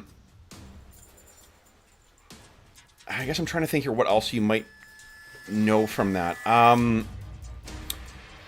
So they're not being, just between us. Is that implying that they're not affected by it? No, they definitely are. You can see, like, in sort of the sensor readings you're seeing, they're bucking and jucking, and moving around in there as much as what what you are. And to willingly subject yourself to that stuff is, here's another bit of information I'll give you as well, because you're looking at their thing. The exposure, like what Ornod has said, like, it's really bad for a ship to be near, like, a subspace bubble from some other ship, and that would be causing distinctive problems with the ship. There would be distinctive sort of signature, like, wear and tear, as it were, on their vessel. This is something comparable to what's on your vessel, meaning it's not been there that long. So we have a Klingon ship that hasn't been here for that long. another Klingon ship that we can't see that we think is in the area. The Klingon ship that we can see didn't fire the torpedoes. The Klingon ship that we can't see, we could probably assume is the one who fired any torpedoes that got fired. Seems likely that, Ornod can't put this together, but that as players we could put together that, and that Claw has just told us about his secret, knowing about Klingon weapons testing in the area and all that sort of stuff. How likely do we think it is that the Klingon ship that we can't see fired a experimental weapon into the surface of the planet to deliver some sort of warp generating payload? Yeah. And that's what's going on. Yep. It's possible. Right. Yep. We also know Klingons that are not on a humanitarian mission. Yep. I mean, I think a question to try to figure out is whether Zukar actually wants to help the people of this planet, but is being told not to do so, and maybe Yeah. we could use that against him. It's not Yeah. against him. Absolutely. Thinking that Kusagak could potentially, knowing the Klingons and their sense of honor, that she could challenge him to stand up for what's right. And Yep. knowing that the Klingon Empire is maybe he's working for some faction that's separately testing weapons, but if word got out that the Klingons were testing weapons against planets inside their own territory. Kalal We could leans in- also- oh, good. Sorry. One of the things we could ask him if he got the distress message at all, because he said that our sensors weren't working, but that if he's just arrived also, it could be that he got a distress message sent from the planet the same way we did, not sent by the Klingon Empire, and that might help us to know whether he might be willing to help us do something that the Imperial Science Division or whatever they are wouldn't approve of. Right. Kalal will lean into the captain and whisper, Captain, any kind of Klingon new weapon would be a war crime by the Organian Treaty. You could possibly use this as leverage against him to threaten if he's you're not involved, right, Captain? Like this kind of Yeah, like if this was Kalal's completely right. If this was a new weapon, like this is the kind of shit that you break treaties over or go to war over. Okay. So the existence of this thing would be. So you know what? I'm actually going to do what you said, Kev, earlier, because now it fits perfectly. So that what did you call it? Something about The camaraderie bond of among old adversaries? rivals or something like that? Yeah, bond among adversaries or whatever. So she'll just she'll go back up to the comm and she'll be like, "Remember that battle, right? The ships and the bodies and the damage. You lost that ship. You lost those people. You don't want to go to war again, do you? You can see. Are you here to support the testing of new weapons on this planet against people in your own territory?" Okay, so let's do this. We're going to dump those 2 momentum left over into the pool. Okay. Then what I'd like you to do is, this is a presence and command roll, I think. Presence. If you have anything, remember you can challenge a trait or challenge a value to get yourself back another point of determination, and then you could spend that on this, either to get automatic successes or whatever you want. I don't know. I have 2 here that I'm looking at. So I have No Stranger to Violence, which I'm playing on an old battle scene that she and him were in. And that's a perfect example of, because what it's supposed to be is an inversion of your benefit. Like you're challenging your actual values. If her instinct would be, fuck it, blow them up, this is a perfect example of challenging that value. So you would get a determination for that. You cross that one out, and then at the end of the adventure, we would talk about whether she gets it back or whether she has a new value to replace that. But as a veteran, I can roll a d6 when spending determination to keep it on a 5 or 6. Yes! Nice. That's so awesome. Okay, so you get your determination, and then what are you thinking of doing with this? There's 2 momentum in the pool right now. Yeah, so There's a woefully tiny threat pool here. Yeah, let's give you some threat. We're running low here. It's near the end of the day, and I think I'm going to try and so there's 2 momentum in the pool. 2 momentum. And is that a straight? So that's only one One Oh, die. you you get can one? get one die. You need third. If you Yeah. spend a threat, you get another dice, though. You do too. Okay. Maybe And two then dice? when you're spending your determination, that counts as one of your dice. So actually, you're rolling a maximum of 4. If Max that's- with 4. Yeah. So if you do intend to spend the determination, so this would normally, I think it would be, I think it would be a 3 normally, but your trait that you just created last time brings that down to a 2. So now you're rolling against a 2. Rolling against a 2. Determination dice. gets Using 2, your which means it's really, as long as you get a success, it's just Yep. gravy. It's just going to be momentum that you get from this. Yeah, because determination gives you 2. Nice. Nice. All right, so tell me what you say.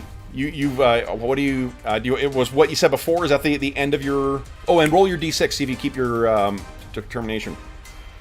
Yeah, I think she, she just painted the scene of what they went through that one battle and how they barely scraped away. And she's like, I thought I knew you. I thought you were better than this. You're not. You couldn't be here to support weapons testing, right? Tell me you're not. And she like puts him right on the spot. Yeah, and he kind of growls, and he says, "I loved that ship."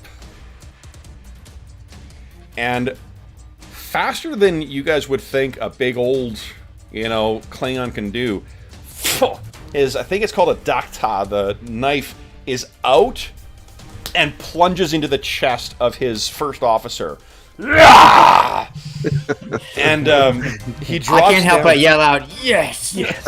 and he turns and kind of roars at his crew as if like challenging anyone else to try anything.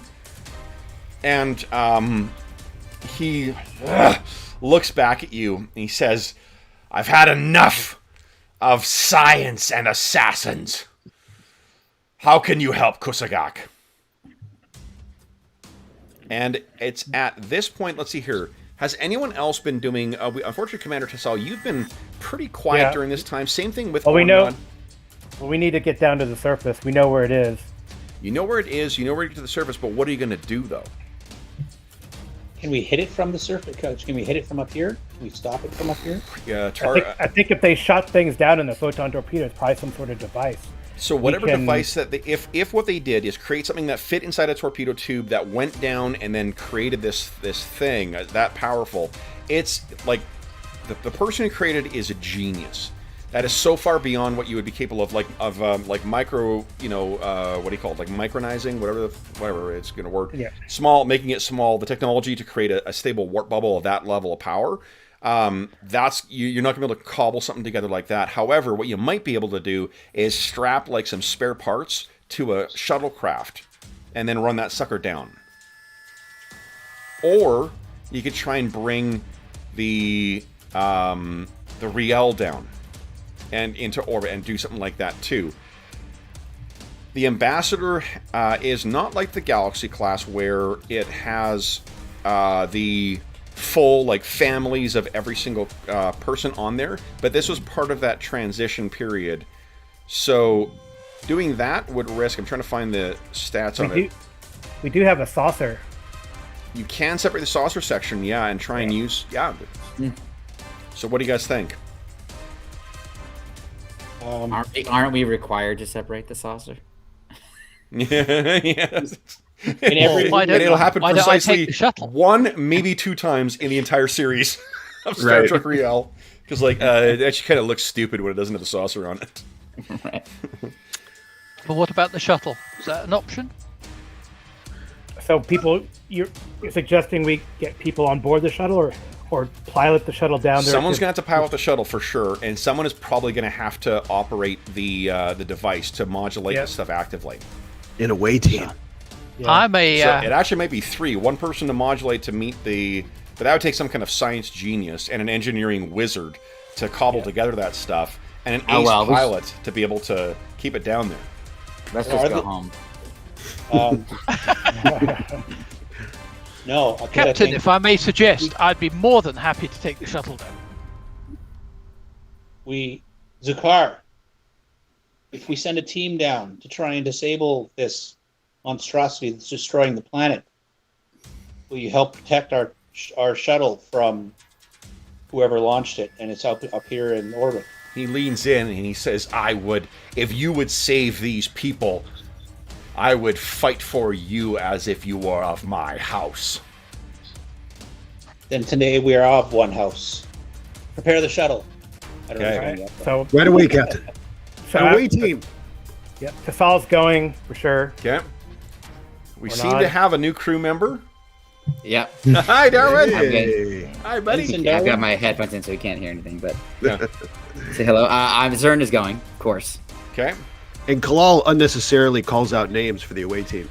So while you guys are cobbling this stuff together, does Zern? And hold on, let's quickly run through this, Captain, Commander.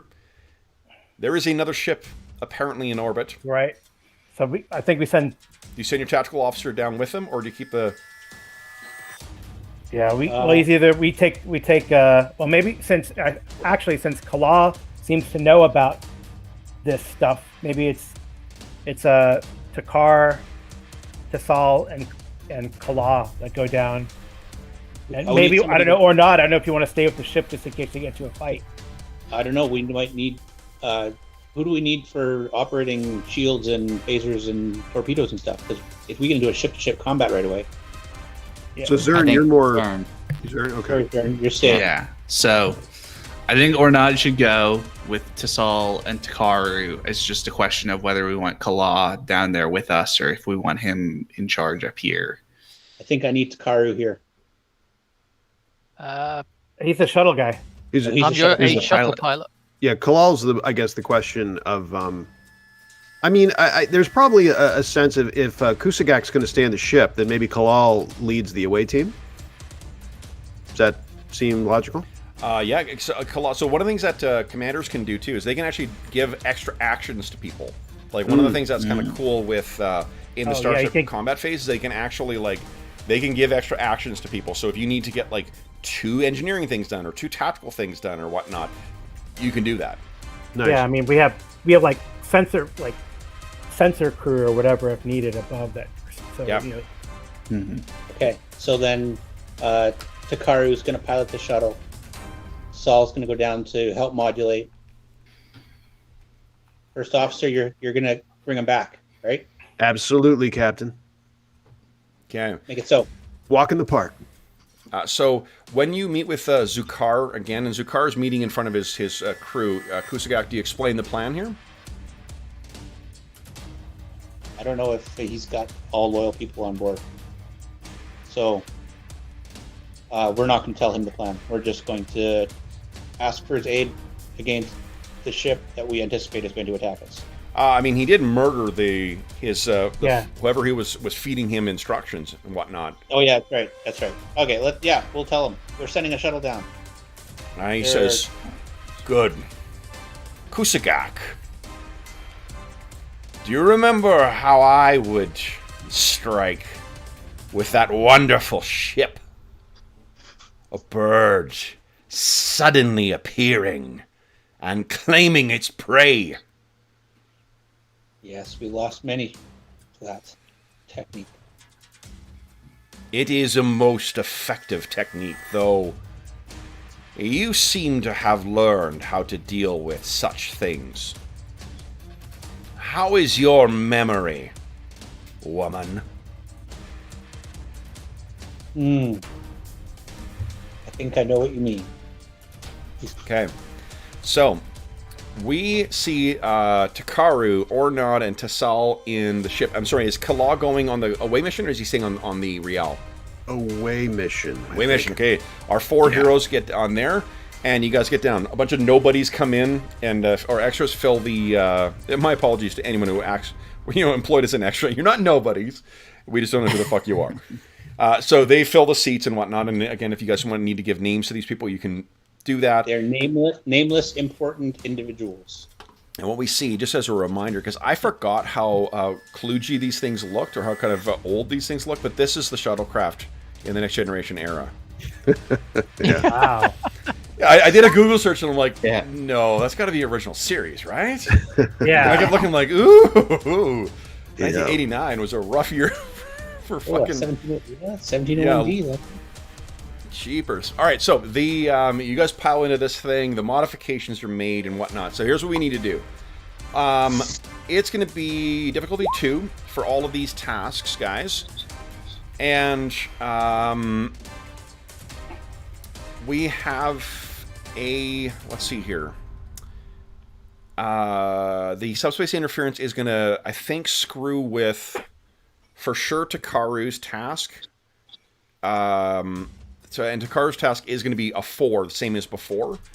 Ornad, you are doing what on here? Just maintaining the... On the shuttle on the way down, or Yeah. once we get down? On the shuttle. On the shuttle, I think I'm just kind of So really, making sure it you're functions. you're not. I don't think the intention is to land, because like if you get too close to it, it's going to cut out your impulse Yeah, engines. well- You guys die in a flaming wreck. What it is just bringing the powerful things together enough so that it breaks it. Because if you overload, this is being perpetuated by a device. You can overload the device. That'll shut it down. And Okay. honestly, if I can't think of a more Star Trek plan, then give it too much power. Then Sorry, antimatter wave decoupling device. Exactly. Nice. Commander Tassal is going to have to maintain that stuff. So let's say this. Let's say that you guys need to get to a work. I'll give a resistance of 2. You need to get a 2 breakthroughs on this, and the difficulty will be we'll give it a 5 because it's only you need 2 breakthroughs basically on this sucker. And then Takaru, you just need to keep him in flight. Kala, you can give assistance to this task. Yeah, you read all that stuff, right? Of course. Yeah. Yes. Now it all Deeply brief. pays off. Deeply brief. All right, so we see the ship head out and heading down, and that's when the nameless X-ray, who's going to earn a little bit extra on their paycheck as they have a speaking line on this episode, turns and says, "Captain, there's an energy surge." And what do we see, Kusagak? What is the expression on your face as this Barrel-class vessel uncloaks? And in comparison, the Barrel is significantly smaller than the Riel. I think Kusagak just shouts out orders to the comm and to Zern, like shields up, and gives us a heading, and we're basically going to set that ship up. Okay, so the Vrag, the ship, it's called the Vrag. The Barrel class thing is, its arms go down into an attack position, and it is swooping down towards the shuttlecraft. Okay. So let's start our round here, guys. Now, the way that it normally works is, unless I spend threat to seize initiative, you guys get to go first. Then you have an option of spending threat or momentum to seize the initiative and continue taking actions, or I get to take an action. Okay. Well, I'm going to phaser everybody in the bridge and help the Klingons. Okay. You are being hailed, Captain Kusagak. Captain Kusagak, answer the hail. Okay. So you answer the hail, and what you see on the screen, guys, is this. "Human woman, you will not stop the rise of the Empire. Your craft, your ship, and your people will burn, followed by the Federation." And you can hear you're being hailed by Captain Zukar as well. Switch it up. Okay, so he goes off. Now, guys, one of you gets to take an action first. Unless I spend threat. I'm not spending threat yet. Actually, I am spending threat because I need to put my shields up. So I'm spending threat to take a first action. I've seized the initiative. Shields are up on the Vrag. I say we let James get us down towards the surface. Some sort of maneuver to get there quickly. Yeah, quick one. So, what is a swift task momentum? Swift task is when you spend. Normally, what you do is if you generate momentum, you can choose to take another action after your action by spending 2 points of momentum. But then the difficulty of that task goes up by 1. So you can do two things that way. You can also use the command ability to, if he goes first, to feed you an extra action. Right, because I don't get worse on the second one. Yes. Well, in the first round, that's right. So I think at least one of you has that talent that allows you to do the second one for free. Oh, for no worse. Yep. Also, when I do a con task with an increased difficulty due to environmental conditions or damage, so I think I need to invoke that. So I don't have a 4 anymore. I've got a 3. You get to ignore that trait. I'm also bold, so when I spend threat to gain a d20, I'll re-roll one. Sounds good so to I'm me. going to take a threat dice. Okay. Do we have any momentum left?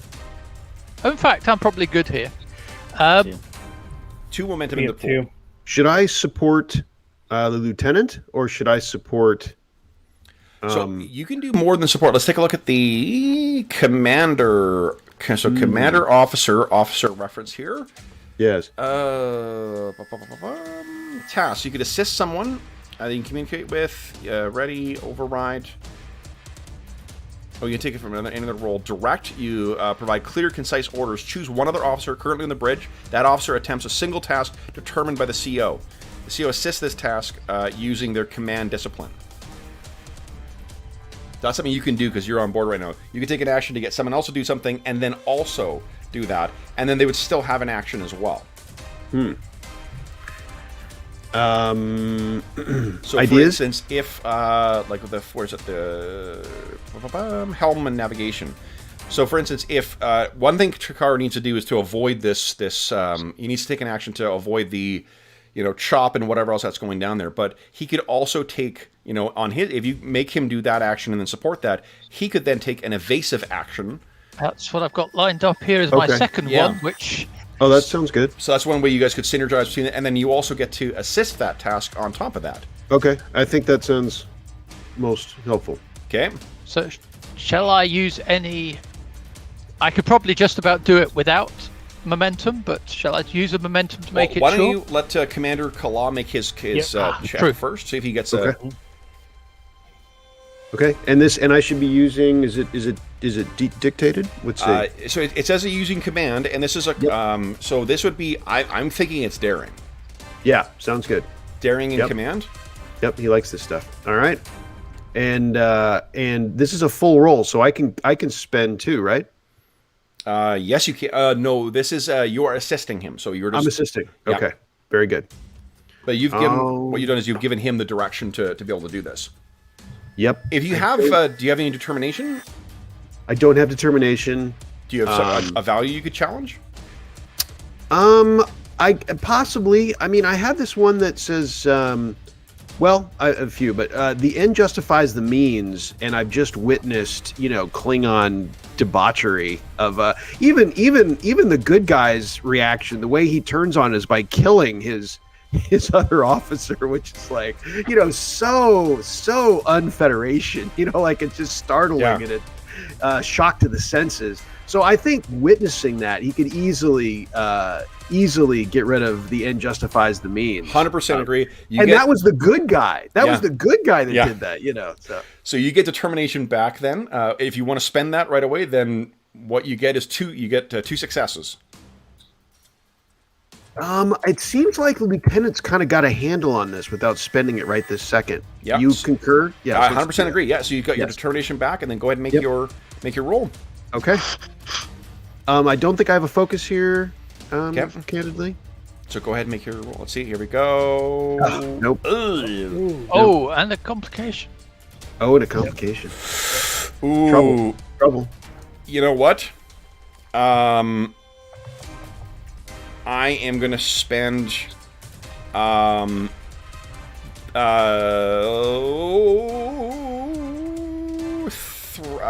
going to create a trait, fried systems.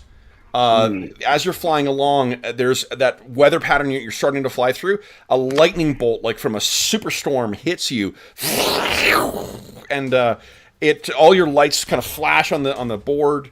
So now all of your tasks are going to be 1 higher. So I'm now up to 4 again. Okay. So I hope I was So- helpful there, Lieutenant. He's flicking his ear. Come on. Doing wet willies inside. All right. I always appreciate assistance, Commander. Yeah. I do appreciate a challenge. A tiny bead of sweat. All right. So then, I'll Takaro, use one momentum if you don't mind. I do not mind. You want to give me any threat? I've taken one threat. I've taken one momentum. You got it. 4 dice. Difficulty is 3, I think now, right? A 4. Well, it was. You had it at 3 it and was you made 4. it worse. You got to ignore one of the traits, right? Yep, Which brought it down to 3, and then 3, and then you may put it back up again with your strike of. I thought there was something else that brought it down. I am very sorry.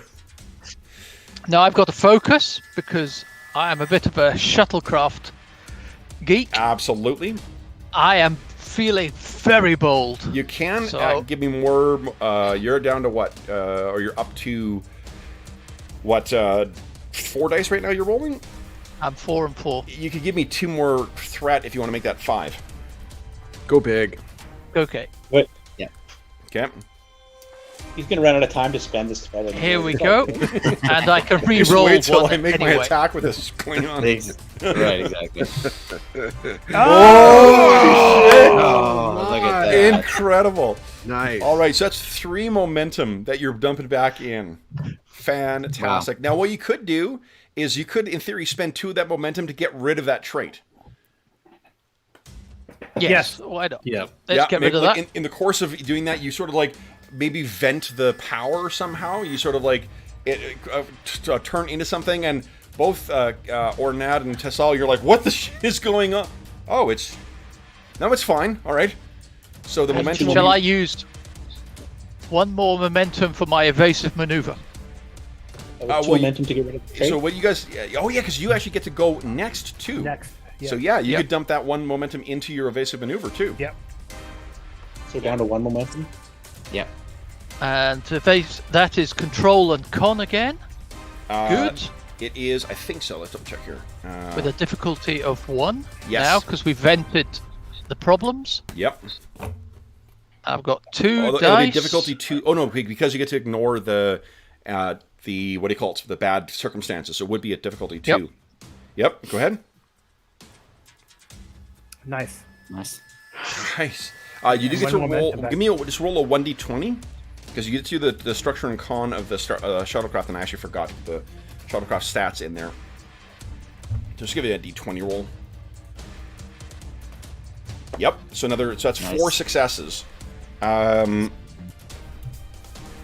So 2 momentum. yep. So you increase the difficulty.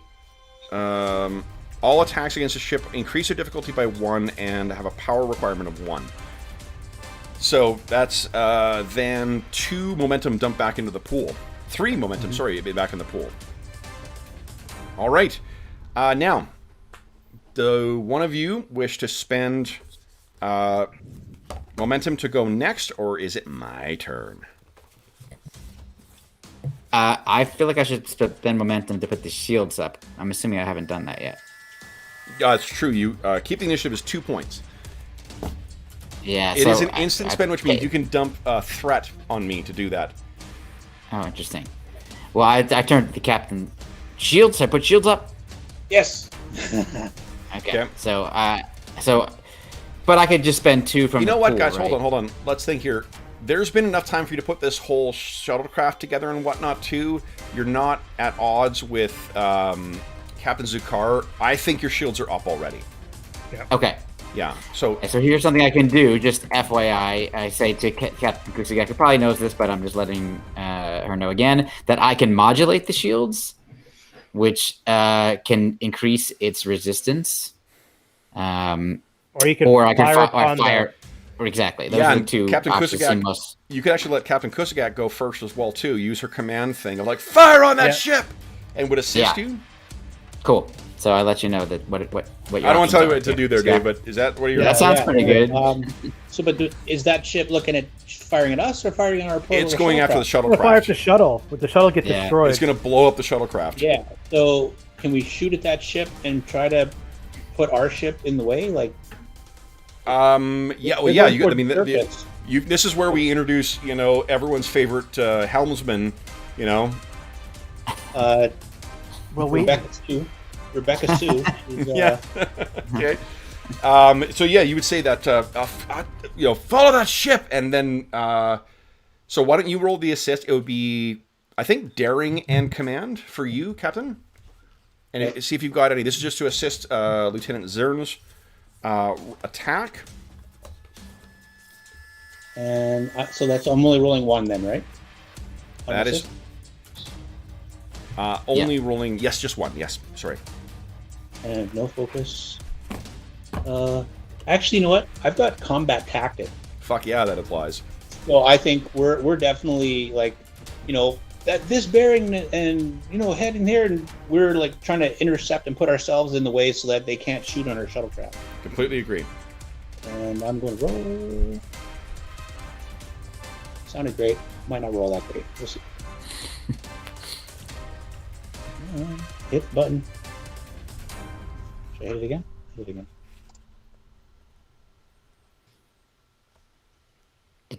There we go. Here we go. So one success on this, and then Lieutenant Zern. Yeah. I think you were just getting to the time of day on Saturdays when he really wants to slow down. everyone, jumps on. Okay, so then Lieutenant Zern, what are you thinking? Okay, so I might as well fire. Somebody else is piloting, so I might as well fire on the ship. Okay. So it says I'm assisted by the ship's weapons and security, weapons plus security. If someone wants to roll one of those. Sean, why don't you give us a roll for the Riel, the weapons and security? Okay. So we've relegated you to really being fucking first officer of everything. Yeah, it's true. You want to support this? You want to support that? All right. Weapons and security. Got it. One die, correct? Yes, please. Yeah. Mm-hmm. Okay.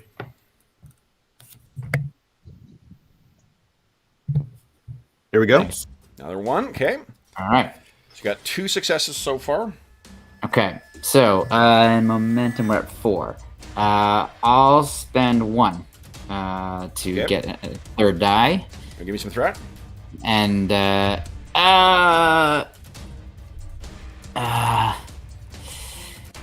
I think I'll use the 2 successes we've got, and I'll just rely on my ability. I'm gonna start shouting "Kapla" every time you meet him.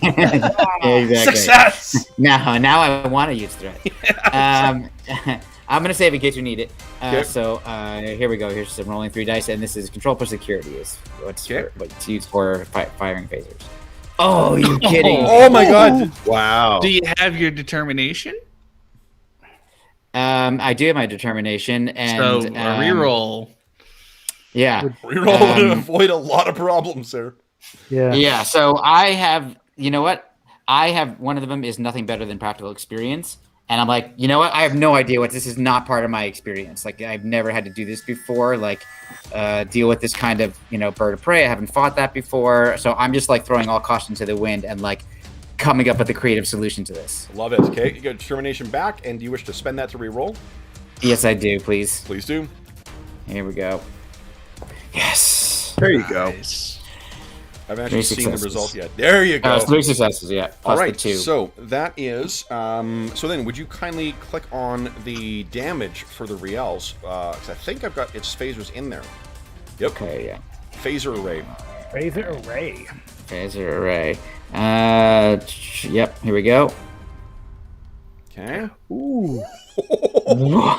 2, 4, 6, 7. Oh my god! And then just I should do this more often. 2, Oh my gosh. 3, 4, 5, 6, You should 7, be a security 8, officer. 9, 10, Alright, yeah. 11, 12 damage. Wow. I fucked up there somehow. Did you? I think that once again, I think I put the trait in beforehand. It should have only rolled, but you know what? A lot of dice. We're almost at the end of the session here anyway, so fuck it. So what do we see? Zern, and we see this tense moment on the thing where Captain Kuska gets up and like, fire on that ship! And Zern, you, without, I guess maybe relying on the sensors more than you would have thought of, that Ornod has fixed, you get it in there and pss, there's that beam of crimson light that hits the back of the Vrag. It rocks, and you can almost see, in your mind's eye, the captain of the Captain Kurdak, who so endeared himself to you guys.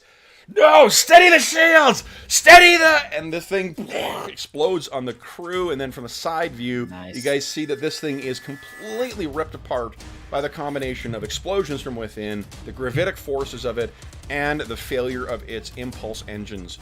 So it explodes in the upper atmosphere. Last thing we need, guys, is I need difficulty 2 rolls from Ornad and Tassal. Why don't we do Ornad's first? Because it's to make sure this thing's still active, and Tassal needs to properly modulate. So All right. what are you thinking here? And in terms of momentum in the pool, just so you guys know, I had taken 1 out, so that put us down to 3. And then how much did I beat the difficulty by? So I got think 5 that's successes. to justify the amount of extra damage you did there. Yeah, I used it all. I think Okay, perfect. all. That's fine. Yep, it sounds good. So, Okay, so I think I'm doing my best to stay in control in the moment. I know that we're doing something a little crazy, but I'm gonna do my kind of focused, reasonable approach and just, get the engineering going as I do, work my magic, and make sure that Tassal can do his thing. So I think that is like that. Don't think I have focus. I think I will give you 1 threat so that I have 3 dice. Hello. And that will... Yeah. Give me enough here. Nice. There we go. There you go. And 1 momentum back into the pool. Nice. Okay. So we see Ornad working around this thing. It is humming. Tassal, it's just a matter of getting the proper amplitude here. So. Okay. And this is like totally theoretical. You said this guy was a genius, so there's probably nothing on this. So I can either throw out the handbook and write my own solution, or just trust my gut as a determination. Those are both things that I have as values. Do you have determination right now? Yeah, I do. I haven't used any determination. Fantastic. Yet. Yeah. Do you want to spend determination to get that too? Yes, I will spend determination. All right. And then, is this experimental technology? I guess it'd be insight and science. This is for sure experimental technology. Absolutely. Okay. Yeah. And then I will use. How many momentum do we have? 3. 1, I think, left right now. Because that's the 3 that came from Captain Kusagak. That was done for damage to blow up the Karg. Yeah. So just the 1 from Ornad. Varg. Okay. Right. So we have 3. Dead anyway. So we have 3 successes already, right? No, what you need is you need to get a difficulty of 2. 2. Okay.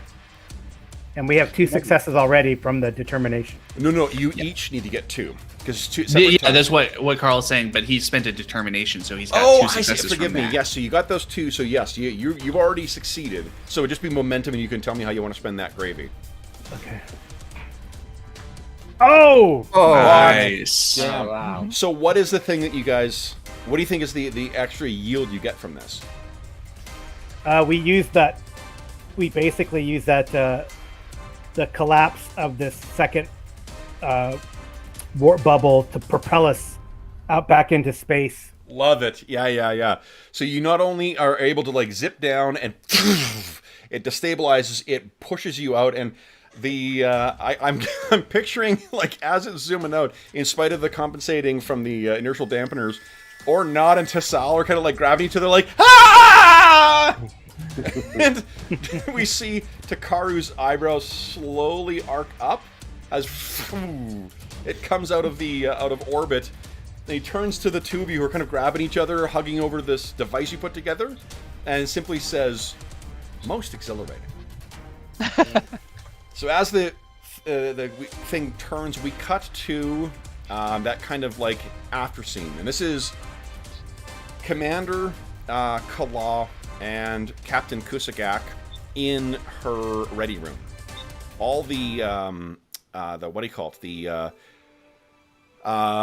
keepsakes and whatnot sitting around her what do you call it? Her thing, her office, and we can see that also standing in here is Captain Zukar. Captain Zukar, he towers over her. and outside we can see the his Vorcha class vessel going along, and he's standing in front of the Batleth and says, "You kept it all this time." It was a important. It was an important moment. There's Well, reason it- if you proved nothing else, you seem amply blessed with finding flaws in the Burrell class. Oh. And he looks at Kala. "This one, your new protege, then? Is he a hunter like you?" That's yet to be seen, but I'm sure there's more adventures to be had to figure that out. Of course. The Empire denies anything other than this being a stellar phenomenon, as yet unidentified. As expected. They will be providing aid to the people, though. And your aid will be expected, though I assume you do not intend to imply that the Empire cannot care for its own. And he kind of glowers over you. I believe that you are fully capable. In fact, our time here is probably running short, given that we should head back to Federation space. Of course, Captain. Captain. A strange phenomenon. Hey? Indeed. Though, of course, I suppose if there was something more to this, how would the Empire find value in a weapon so easily disabled by their enemies? Okay? Probably wouldn't be worth it. It is how my mind sees it too. And you clasp forward and you suddenly get an idea that you may have been played by this old fox. Shakes your hand, turns to you, Kala. "Commander." Captain, it's a pleasure. Kapla. May we meet again. Next time we meet on my ship and drink blood wine. Although he looks at you up and down, "You may even be able to keep down a glass." Ha! And he kind of hits your chest and turns to the door, slides open, and we see the rest of the crew outside, manning their various stations, and he heads off towards the transporters.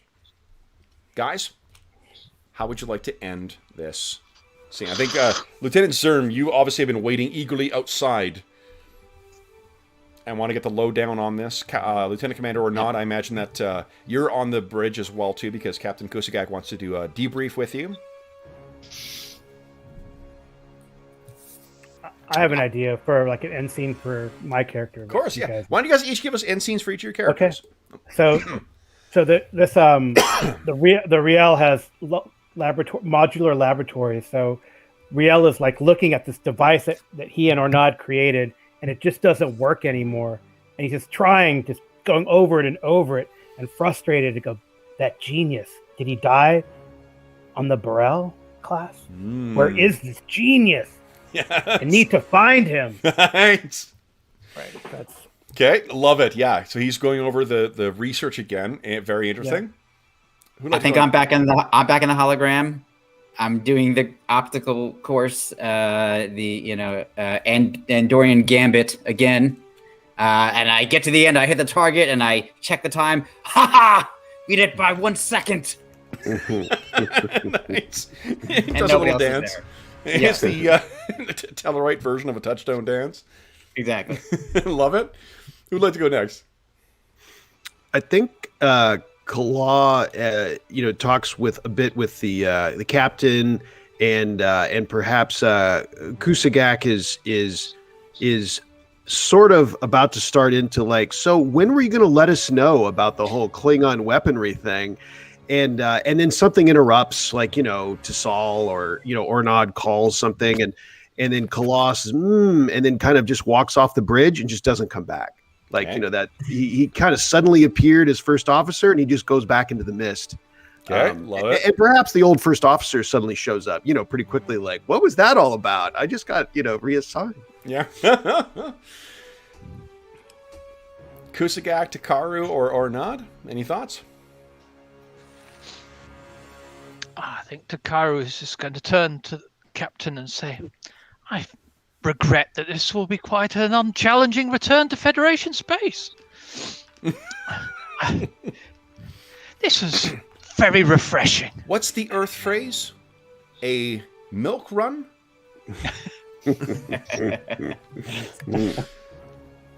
Or Nod? So maybe it's Ornad and Kusagak back in the captain's office spot, and Ornad will say to Kusagak, "Did you send MacLeod to me to get a read on him?" I wasn't trying to get a read on.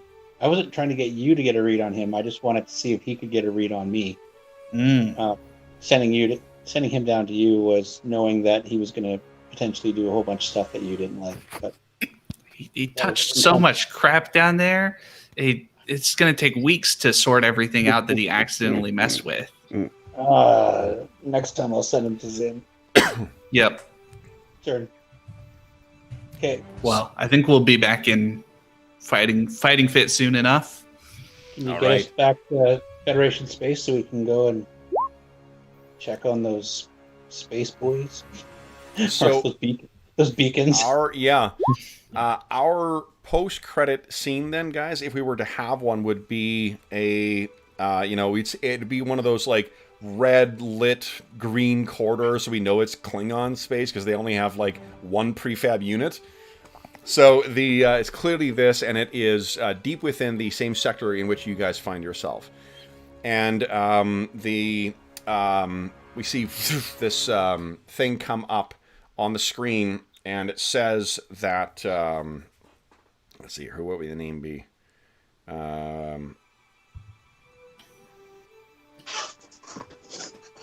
Maycock.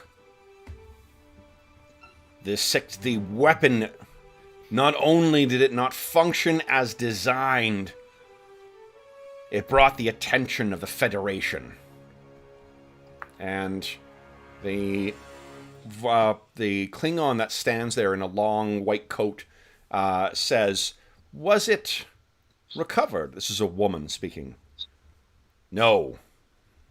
The laboratory and its creator died. Destroyed. And it is a shame. The data still exists? Yes, but..." And then the hand goes up as if to stop any further retort. "Of course. Then not all is lost. Improvements." And then there's you can see the Klingon on screen is about to protest. The person in the white coat hits a button, and it ends the call. They turn back, and there's a sort of a collection of other Klingons waiting in there, all scientists. "What now, then? What now?" And the Klingon says, and I'm such a hack writer for doing this, what's the human expression? "Back to the drawing board." And they all kind of look at each other like they don't quite understand. She gestures, and they all leave. And she walks up, draws a device out, places it down, and the colors on the display change. And we slowly pan up, and we see that same clothes, same whatnot.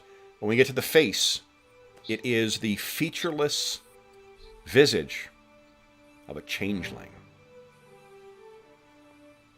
And we see up on screen a Cardassian face appear. and that is where our post-credit scene ends. So, guys, with that, we bring the price of progress to an end. So, first off, an enormous thank you to George, Sean, Dave, James, Arlen, and Carl. Thank you so much for playing today, guys, and doing such a fucking amazing job with this adventure. You guys made it more fun than I possibly could have hoped. So thank you so much for playing, guys. That's awesome. Huge thank you as well to those the donors who very generously made this charity session possible. Not only the ones who voted to select Star Trek Adventures as the game, which I love this game. This is such a fun game to prep, to run, to write for. Thank you so much for such a great combo of ideas to put together as well too. Next Generation is an era that I generally would not want to go to as my go-to kind of era to create for. So this was really a fun challenge with it, and fitting together the natural disaster and the Klingons in an interesting way was really a lot of fun. So a huge thank you to those who voted, and everyone who didn't get to see their selections in this session. We do plan on playing another session of Star Trek Adventures to incorporate some of those suggestions as well. So this will not be the last time that we visit the Final Frontier, particularly in relation to the donations. A huge thank you as well to everybody who has donated to the Heroes Save Villages campaign thus far. Again, everyone who has donated, for every $25 that you donate, you get one chance to win in our next charity raffle on August 1st, 2021. You can win a copy of Beetle and Grimm's Legendary Edition Curse of Strahd box set. You could win a copy of their Shadowy Silver Edition of the Van Richten's Guide to Ravenloft. You could also win chainmail dice bag made by our resident armor smith here, Dave. You could win copies of the new Act on Cthulhu 2D20 game. You can win a couple of great Dungeon Crawl Classic modules donated by our buddy George here. Or you can win one of the great prizes on the Dungeon Musings Redbubble shop as well, too, including some posters, some t-shirts, some mugs. So there's lots of great prizes for you, and the best thing is that all donations go directly to SOS Children's Villages International to help the over 80,000 orphaned and abandoned children who benefit from their services.